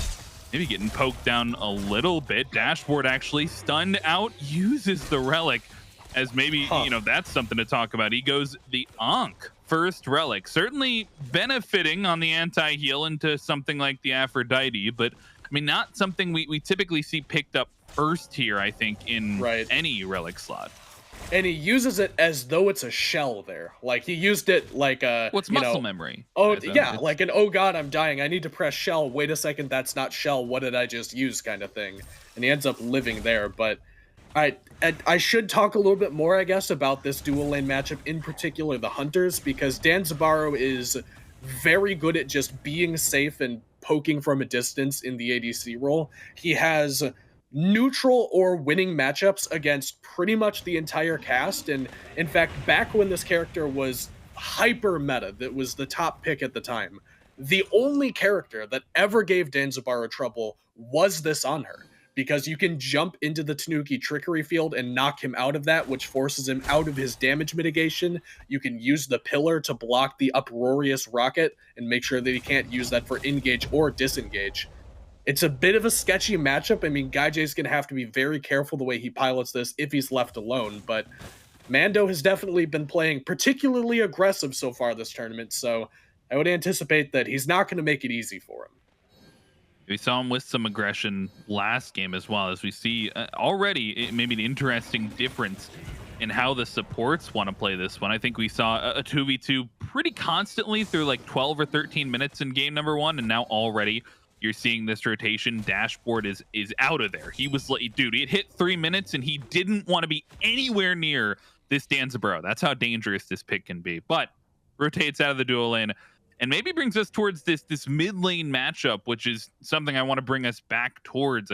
We've talked about this Raijin ad nauseum at this point. Obviously, 69,000 damage coming through in game number one. Something hard to ignore if you're the enemy team. And it's a completely different look from Joshy. You still get range, you still get some secure potentially, but I mean, this Cuckoo doesn't have necessarily the instant damage that you're looking for if you're Scylla, but still does have a lot of that similar range, and now doesn't have the extra space because this Awilix pick, as you already mentioned, more of that traditional jungle pick instead of a space creator. And in the matchup in mid in particular, this is a matchup where Barrow obviously gets the better end of it. He's playing the much more aggressive character of the two. He's got a lot more crowd control and might need to use some of it here. Gets knocked up and pulled in. Needs burned and will find the dash away. But if you're Jisoo at this point in the game, that's exactly what you want to be doing, right? We saw how important those beads timers were in that game number one, as Rundas will get his buff taken away. And maybe we get a chance now to talk about the Jormungandr that we've seen really only from one player. But if one player was going to play the Jormungandr, I think I'm happy that it's Rundas. We might have to hold that thought because Jisoo's getting his speed invaded. He does seem to know that Migiiiii's down here. No, he has no idea. But I think he knew, Frog. I like to believe that he knew, and he just let it go away because he just likes Migiiiiii and wanted to give him a buff. I think that's a much more satisfying narrative for me. Wow. I mean, you think they're like friends? Like they're like DMing it throughout the game and Yeah, they stuff? could Like, be. dude, that was a great pick you had on my Anhur. Like, that was sick. Yeah, the power of positivity, man. What, you've never heard of it? No, I'm constantly pessimistic throughout every aspect of my No, Rundas, dude. Talk to me about this Jormungandr, man. Yeah. Why is Rundas playing it and why is nobody else playing it? Because Rundas really likes this pick and nobody else really likes this pick is really that's the 1,000-foot view here. But why the pick is viable is a bit of a different conversation. It's something that has incredibly good poke, very good clear in a meta where high clear is incredibly valuable because you want to be able to rotate the map, farm effectively, invade back camps, rotate for early gold furies. The beacon fight at 12 minutes also very valuable. And it's something that he can get value on later on in the game as Jisoo makes a rotation over here. RelentlessOne has the knock-up immunity and will actually seemingly know Jisoo's there and just burn the ult. He might not be out of the woods just yet, though. Jisoo, okay, won't be able to get to him. But this Jormungandr is kind of just Rundas' style of pick because he is a player who likes a lot of utility later in the game and doesn't necessarily need to be the guy winning every single solo lane interaction in the early game. Even if it means going down a level or two, he'll play something like an Odin and then just shut down an enemy team late game. Even if it means sacrificing a couple of blue buffs, falling a little bit behind, he's totally comfortable with playing from behind and being the facilitator. Migiiiiii on the rotation. You'll see that safety come through. Maybe not the safety, though, there for Joshy, as he doesn't have the same level of escape, and Bayro finds the first blood, and the combo comes through. They're looking to trade him back, but he'll find the pluck, and the damage is there. And Jisoo gets the trade back, mid laner for mid laner, but look at Migiiiiii, the rotation coming over, and Dashboardzd does a great job of body blocking. Just not enough, though, to prevent the kill from coming out. And it will be the 2-for-1 there in the mid lane as the Scorpions start off the fighting. Which feels like a crime because it was a 3-for-2 or a 3-on-2 engagement in favor of Oblivion there. They had Joshy there, Jisoo, and Dashboardzd all grouped up against just Barrow and Geno. And somehow all 5 people grouped up. The only person that seemed to have taken any damage in that engagement was Joshy. He gets jumped in on, he gets taiko drummed and brought down. And that entire time, it didn't seem like any damage was returned onto the Aaru Scorpions. And if you didn't catch it, a little invade there once again. Jisoo gets the speed buff stripped away by RelentlessOne. It's just an unfortunate spot for the Kukulkan because he doesn't really want to play super aggressive in the mid lane. He's a I'll see you in 30 minutes kind of character where you drop Tornado on the wave, you go get a cup of coffee, farm a jungle camp, maybe check your Discord DM, see what's going on over there. Read a book. And then, yeah, read a book, do your taxes, your whatever you need to do. Yeah. And maybe do an early gold fury here as they're going to grab this one, or at least think about it. Barrow seems to know. I mean, Joshy's put down the book at this point. He's trying to secure it, and he will do so for the squad. But look at the rocket coming through. Beads get burned on Mando. And they're looking for the chase down here into the enemy jungle. The jump over the wall, and the damage is clear onto Joshy. But the good peel from Jisoo maybe will get his mid laner out alive and maybe sacrifice his own life to save out the mid laner there. They will take the Gold Fury at the end of it, but only trading 1 pick back for that early objective. And Afro was a pick that, if I'm not mistaken, was banned away from Geno in game number 1. I'm not super familiar with Geno's god pool. I usually think of players like Promise when I think of Aphrodite players, but obviously very comfortable on this pick and very well researched that he definitely is a competent Aphrodite player. And when you link an aggressive support like this Aphrodite to something like a Raijin in the mid lane, in particular against a very backline style, I don't want to call it an artillery mage like Kukulkan because it's not as quite long range, but certainly one that doesn't want to be as close up and engaging on the front foot like this Kukulkan is.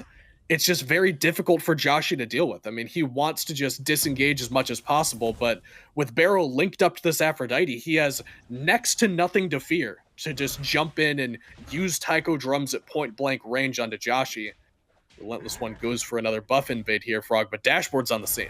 RelentlessOne trying to take it away and will not be successful, but They've got 3 members over here on the Joshy. right-hand side. This has left Joshy alone in the mid lane, and he's putting on the juke shoes. Won't be enough to survive, though, as he will fall down. The 4th kill now over to the Aaru Scorpions. And that's the danger, man. You bring all your members over to try and focus on a Sun Wukong, and Sun Wukong is, I don't know if you know this, guys, a lot safer than the typical Kukulkan under the tier 1 tower. Really, I'm frankly surprised by that. Because Right. typically I think of Kukulkan as like a, you know, you blink in, you use Hog, and then Spirit of the 9 Winds kind of character. But you're telling me that a shrimp fried this rice? I'm sorry. I didn't mean to throw you for a loop there. GuyJ's a level down. How did that happen, Kaizo? GuyJ is a level down over here, but again, is to be expected in the matchup, and GuyJ might be getting a little bit of attention paid to him. Jisoo is on this side of the map, as he has been quite a bit so far this entire tournament, playing a lot around the dual lane, at least in the early game, but that leaves a 2-on-3 in the mid lane. Geno plucked into this tornado, but solo laners are on their way into this one, Frog. I mean, this could be an engagement. It would be an outnumbered engagement if you really want to force something, but maybe Jisoo on the rotation over. That might be the man advantage that you're looking for, as now it's only the support here left on the beacon. I'm surprised Oblivion have shown up to this in the way that they have, but RelentlessOne now on the ultimate. You have to ask the question, do you want to take a full-on fight? Well, looks like the answer will be no, as all 5 members in the vicinity, and just for a 12-minute beacon, Kaizo. Yeah, why not? And that's, again, the power of these high clear solo laners, is they can not miss any farm for a rotation like that. Both of them clear the wave very quickly and then just walk on away. GuyJ blinked on, beads forced out. Good Aegis, though, should keep him alive. Yeah, both relics used, but like well used in an engagement like that. Got to give Jisoo the props. Maybe you know, putting on a little bit of a show there with the blink behind. You get the knock up. I always try to do that when I play Awilix, and I'm never successful. But it looks tough. cool. It looks cool when it does happen, and you burn both relics off a GuyJ. You do, and Dashboardzd trying to burn a ward here, gets caught out by 2 in the jungle, has to dash away. And Jisoo, you mentioned the knockups. I don't think we've talked about it at length yet. Jisoo's got a ton of options. There's for a lot. What he has like set up for that Awilix ult is so good in this game. And this is a composition that, you know, you turn the clock back to, gosh, it's got to be, what, 3, 4, 5 years at this point. Splice at the world stage made this one work and made it a world championship composition, getting the Splice team skin in the game for Jormungandr by playing this Awilix paired alongside it. It's a very sneaky knockup that's very difficult to see coming from Rundas. And if you get caught off guard by that and plucked in by Jisoo, especially if you're a tankier character or you don't have beads available, could be trouble for you. Is now big grouping, Frog, around this Gold Fury pit. They've got 5 here, but they're not in the pit yet.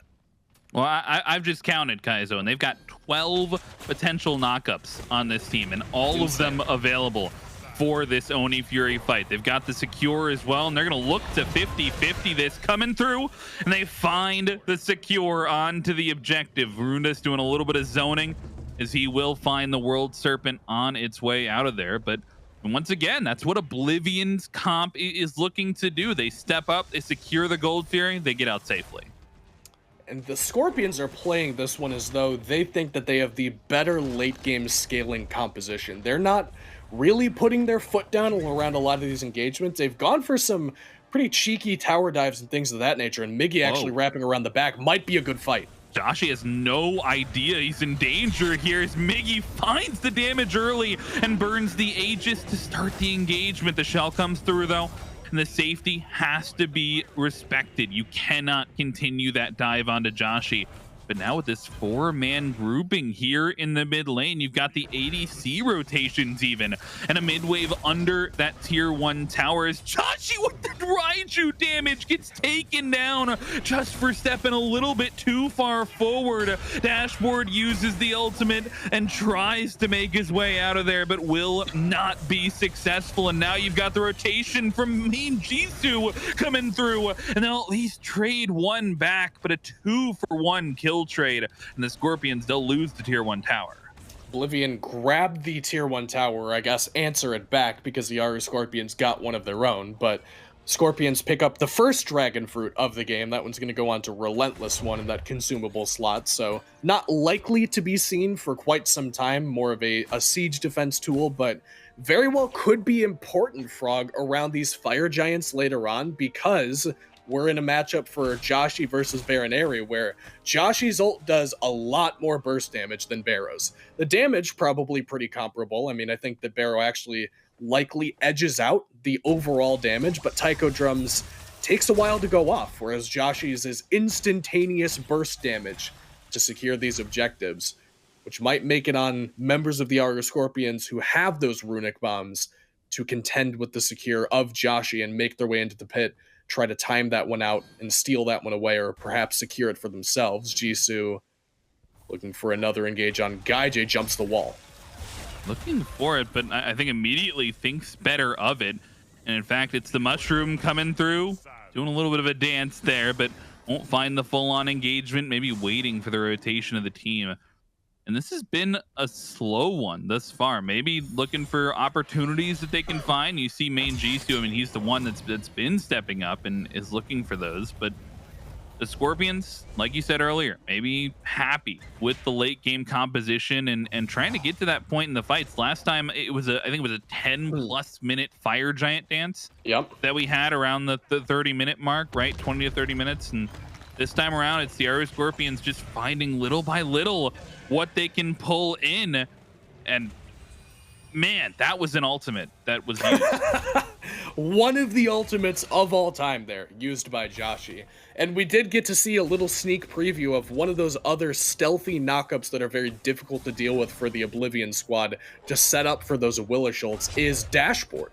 And you usually think, like, you know, Dashboard's going to pluck somebody in, they get thrown up into the air, you Awilix off that. Tail Whip, believe it or not, is a CC that you can Awilix off of, which means Dashboard, no skill shot required, can just dash in and Tail Whip. Mando beads forced out there. But Dashboard, just by virtue of being next to a player, is guaranteed setup for an Awilix ult. And RelentlessOne lacking the beads here. Jisoo has the ult back available. Could have been an opportunity for them there, but likely instead to make their way back toward this Primal Fury. They're spending a lot of time staring at this FG though, Frog, and I don't know if it's like reminiscing of game number... Well, you just try, you know, I mean, the fire giant puts the fist down so many times, and at some point you start to get annoyed, right? You want to try and pick the fire giant. They're looking to pick RelentlessOne though to start things off, and they burn the beads off of Bayro at the same time. Mando takes down the soul laner though at the same time. Gold Fury falls to the Scorpions on the left-hand side. And Mando, man, they're looking for something, man, and maybe they're looking to just 50-50 this fire giant, because this time they've got the Kukulkan ultimate. Mando gives me like the ADC version of Captain Twig vibes, where he'll just use his escape to go in, and now going in on the fire giant here, Frog, they got the ADC and left for the Scorpions. This one's going down fast. You've got the Serpent coming through for protection there if you want to find the secure, and it does get used. Oblivion secure the fire giant. All the while, Rundas doing once again a little bit of zoning. And you gotta ask the question, Aaru Scorpions, I mean, throughout all of this, throughout all the Gold Furies they've given up, the fire giant that they just essentially were unable to contest right there, throughout all of it, they've got the gold lead. They're like 2,500 gold up. And so where do they have to draw the line in the sand? Do they even have to draw the line in the sand right now? Are they fine giving away that fire giant? Giving away the fire, not the end of the world, in particular because you did trade the Primal Fury for it and RelentlessOne got picked. If RelentlessOne doesn't get picked and Oblivion try to go for that FG, you definitely step up and you try to fight that, but outnumbered, just not really worth the risk that, you have to invest into trying to get that steal away. In particular, because again, Joshy does have the best secure on the map, all of those FG fights are inherently going to be favoring Oblivion, at least when it comes to securing the objective. And as for what to give up here if you're the Scorpions, I mean, they, again, are very comfortable to just rest on their laurels and farm up Aphrodite, a character that ages like fine wine, will only get better with the passage of time. So not really perturbed by if they lose a tier 1. They clearly want to keep these tier 2s alive with this pathing. Yeah, that's a huge grouping on the left-hand side, to be sure. Dashboard forced into the ultimate early in this one. No huge healing available on that left-hand side. No Aphrodite to keep you topped up, but that Fire Giant buff will certainly feel impactful when you're thinking about the sustain. A 2-level difference here when it comes to the junglers, and MainJisoo, he's feeling the damage on the other side of it, taking down a half HP. And all this is grouping around the tier 2, but the tier 2 hasn't taken any damage. They haven't stepped under the tower, guys. So it's just a grouping, an attempt, but this is where the Aaru Scorpions feel powerful, but maybe that's the setup you were looking for. Geno, he's caught between the wall and the pillar, and he can't make it out of there. The ultimates come through, and they get the killing spree onto Mando. They finally get the pick they were looking for, and it's off the back of a beautiful pillar. I'm glad he got that last hit, man, because he 100% deserved that kill, and the Scorpions were standing strong at this tier 2, but without their support, definitely going to be forced to give this one away. I say that, actually. No minion wave here yet, and health bar is not looking the freshest for Oblivion. Yeah, I don't know if they want to full commit to this. It's Dashboard, though, and he says yes resoundingly, and it's immediately not heard as he goes under the gray screen, as maybe it's the chase after the fact that they're looking for RelentlessOne in onto a little bit of damage, but GuyJ, he's the one with the rocket coming forward, and the blink back in from MainJisoo. It's gonna force him back towards his team. I think Dashboard maybe bit off a little bit more than he could chew there, but they do get the tier 2 tower. I've been spreading my propaganda this weekend, Frog, about Sobek brain? About Sobek brain, and that is 100% Sobek brain. You have 20% HP as a support, and you're blink plucking into a tower, man, asking for certain death, and Oblivion asking for an Oni Fury. We'll see if the Scorpions will give it to him. Yeah, I think they will. I'm not sure they'll give him the escape, though, as MainJisoo gets slowed down to start things off. But you're tough. Oh, that's tough. You're just a little bit out of range of the gravity surge there. But you see some of the combos that they're looking for. And I gotta tell you, for all that they've been looking for, I have seen almost a dangerously low amount of Awilix pulls this game. Yeah, some of that is due to the fact that Geno does give members an additional set of beads and doesn't necessarily have to use the CC immunity on a whole lot other than Dashboard or whatever insert setup CC into a Willish ult here might be. It is really just Dashboard to initiate these fights. I mean, Rundas has made something of a name for himself on this Jormungandr of just going under the water like this, scoping out the jungle, using that additional vision, and finding these 2 or 3 man knockups, but it's very committal to do that. And if Dashboard wants to go in, it's also pretty committal. So it is really just trying to hedge your bets on being a little bit safer and making sure that you're not making any missteps. Because remember, Oblivion, they go home if they lose this game. So they don't want to overinvest and overcommit like they did yesterday. Yeah, Rundas has to be careful. He's not over positioned here, as he won't make it under the ground. He's not finding the safety in this fight, and in fact, it's a complete collapse for the Aaru Scorpions. The Oblivion team all goes into the gray screen. It's just 2 members left alive, as that's almost out of nowhere. They just find one pick, and Rundas gets into the ultimate a little bit too late. You don't have the secure, though, and Joshy, he's not around to steal it either. It's only MainJisoo in the vicinity. He jumps in to the fight. I don't think he knew the health of the Fire Giant, so they'll get 4 in total, and the Aaru Scorpions take advantage of a huge misstep from Oblivion.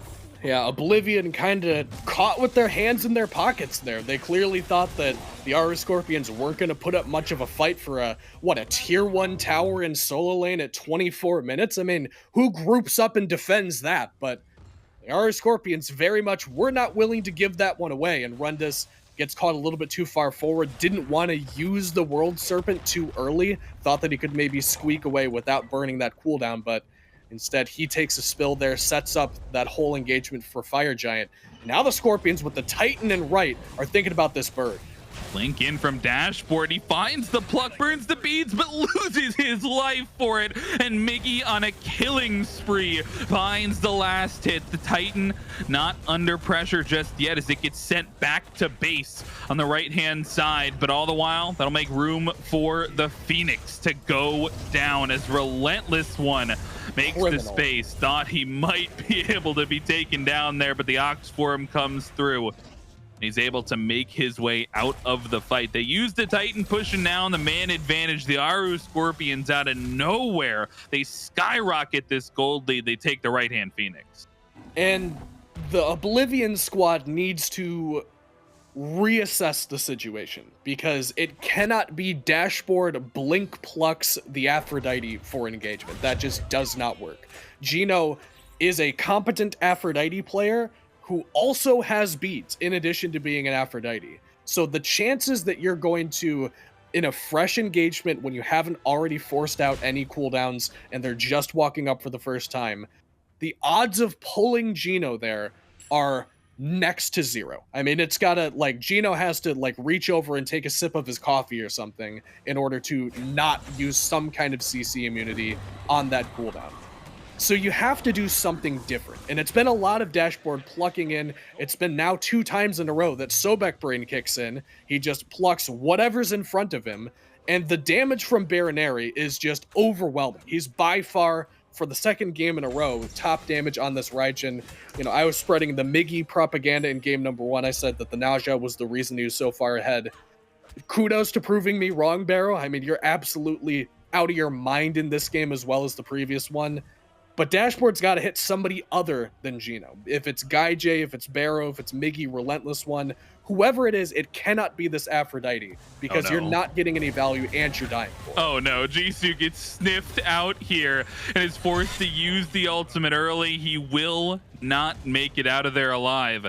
He's trying to find the flank and he gets caught onto a ward. So now the Aaru Scorpions with a man advantage, pushing down this mid lane. Fire Giant on 5, ultimate still available for 3 members there. Got to be careful though, beads still down for NotGeno. So if you haven't adapted, if you still have Sobek brain, you maybe have a window of opportunity here. As a blink pluck misses on the Migiiiiii on the left-hand side. He plucked a minion, and Dashboard has left the mid Phoenix alone now, as it will fall to the rest of the team. RelentlessOne into the back line and forces the Aegis out of MandoWarrior, forces him away from the bird on the left-hand side, and they'll get the 3rd Phoenix down as well. The Scorpions take them all without losing any members. Wow, that's tough if you're a fan of Oblivion. But I mean, don't forget, yesterday we saw them in a pretty similar situation. I mean, last time that they got 3 Phoenixes down, they at least got 3 kills and a Fire Giant off the back of it. This time, the Aaru Scorpions a lot cleaner, maybe perhaps Oblivion a little bit dirtier in that engagement. Wow. EFG due to spawn in about a minute, Frog, and it's going to be a difficult situation at best for Oblivion. I mean, you're contending with the idea of Migiiiiii apparently just going to go kill MandoWarrior. Oh no. This is MandoWarrior doesn't want to be here. I think he knows that he doesn't want to be here. I don't think he really has a choice of being here though. Not his happy place. Not his happy place on the left-hand side as he'll get taken down, and that's not the time that you want to be taken down, right? As the EFG is looking to spawn. But I've also seen this story before where MainJisoo is in a otherworldly place behind the entirety of the enemy team. At this point though, maybe he's gotten a little bit too far away from the rest of his team that he can't help out Joshy right there. Dashboard, he's now the one under pressure and he's in the ultimate. He's finding the Sobek clock away. But I mean, man, the damage is just so strong and he'll lose his life as well. I don't even know that they need the EFG. Kaizo is 3 members strong. They've got fire minions pushing in to the base. MainJisoo will fall as well. GuyJ on a rampage to end this one out, and in 30 minutes, no Fire Giant needed. The Aaru Scorpions will take this at 2-0. It's gonna be close. There's actually a lot of damage returning from Rundas here. No, they got it. They got it. Okay. I was trying to play it up for the cameras, but they do end up taking the set, as you said, and it's so tough to watch Oblivion go down like this, man, because this entire weekend, not just today, but yesterday as well, just absolute slobber knockers of games. We're talking real barn burners, 30, 40, 50 minutes plus.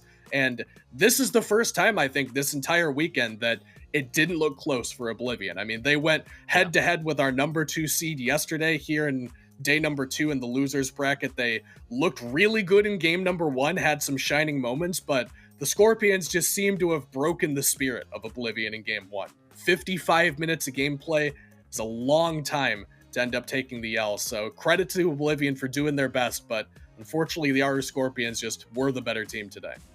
Yeah, the Aaru Scorpions send Oblivion home packing. They're still on elimination point. They got to win this next matchup to make it to the next group, but certainly a good step forward. A 2-0 for the Scorpions. That'll do it for me and GuyJ on the cast. We'll throw it back to Gore and Inbound on the desk. Thanks so much, Frog, and that's right, it's nice, clean, well, clean-ish 2-0 for the Scorpions, right? Game 1, lengthy battle, back and forth. Game 2, a little more concise from the Scorpions. Yeah, I think we saw some bright things from Oblivion. They got the first Fire Giant. They didn't really do much with it. And then after that, it was... Oblivion was struggling after that to find just about anything, and it was kind of all Scorpions past that. But Oblivion did show some things. Scorpions did improve, I think, on that Game 1 into Game 2. I think that they had a better idea of how they wanted to end that game, and they ended it a lot quicker than they did in Game 1. But overall, I think the Scorpions have things they can build on now from this set to now hopefully go forward and then go into that Group C. And that's going to be their goal, and as was mentioned towards the end, this isn't necessarily the end of the road for them. In fact, they're still on elimination for their next match before they can get a 1-up. They have to win that one to keep going. But there was a lot, and I will say, I think a lot of it can start and stop with their drafting, I think was really solid, just in general. But I have to give, as you had mentioned before, but shout-outs to Bayroneri just as in general from mid. And just the presence this Raijin had. I feel like everybody here that was able to step up on the Scorpions and make things look good. And unfortunately for Oblivion, they weren't able to prolong it the same way. And like you said last time, like we had a couple more sieges specifically from Oblivion that didn't quite work out. This time around, the Scorpions were, I'm going to use the term again, but just more precise. Yep. And I 100% agree that Oblivion, if they were able to siege better, I think we could have been talking about a completely different set overall. Instead of this 2-0 in favor of Scorps. But I think that this is what the good teams do better than those lower-end teams. Yeah. That they just do all phases of the game. Just, I mean, you've now said it a couple times. I'm going to say it too. A little bit more precise.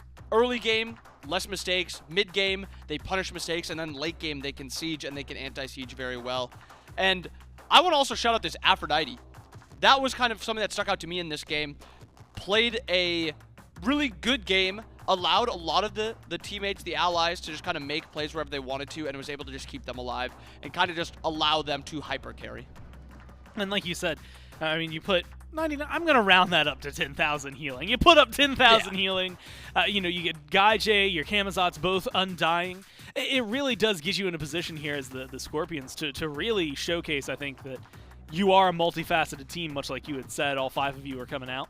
And you're looking good doing so. And that is going to be, I think, the big goal for them in this next set is to showcase, you know, how much strength they are going to be able to show, as well as to continue, right? Your goal is to get to the world stage, or at least get to the qualifiers first. Yeah. You got to do that by going through everyone here. Oblivion, I will say, though, plays incredibly well, and with the way they played against the Weavers and the Scorpions, it is unfortunate that they are eliminated. They are gone, but they looked good in the process of going down, and it just goes to show how competitive this region is going to be. So later, we'll be tackling the Weavers and the Wardens. That is going to give us the Scorpions opponent. Winner of Weavers Wardens goes straight to Group C, and then the winner of Scorpions versus the loser of whatever that one is will then also go to Group C, and we'll be seeing that, I believe, tomorrow is when we'll start to crack into those matches, and of course that's when we'll crack into Group C. But we need not only Weaver's Warden's winner and another one from Group B, we need the ones from Group A as well, as it turns out,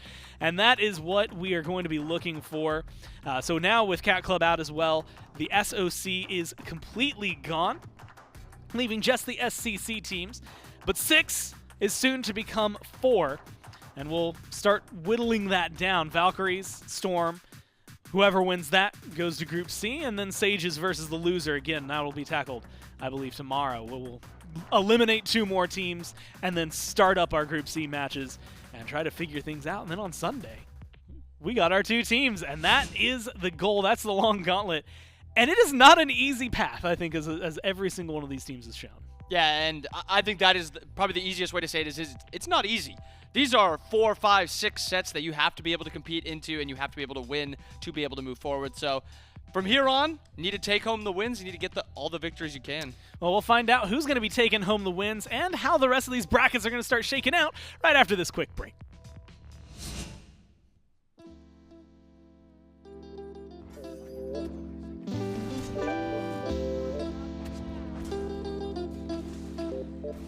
If it's love, I want everything. Touch my soul, touch my heart, don't judge my mental. They told me that life is simple, been real since Papa Pimple. I started out in the Randall Sonata, the presidential. Speak once and listen twice. They told me that less is simple. I'm observing in the room, I be flying all on the wall. Open mouth conversations, I leave you all in some awe.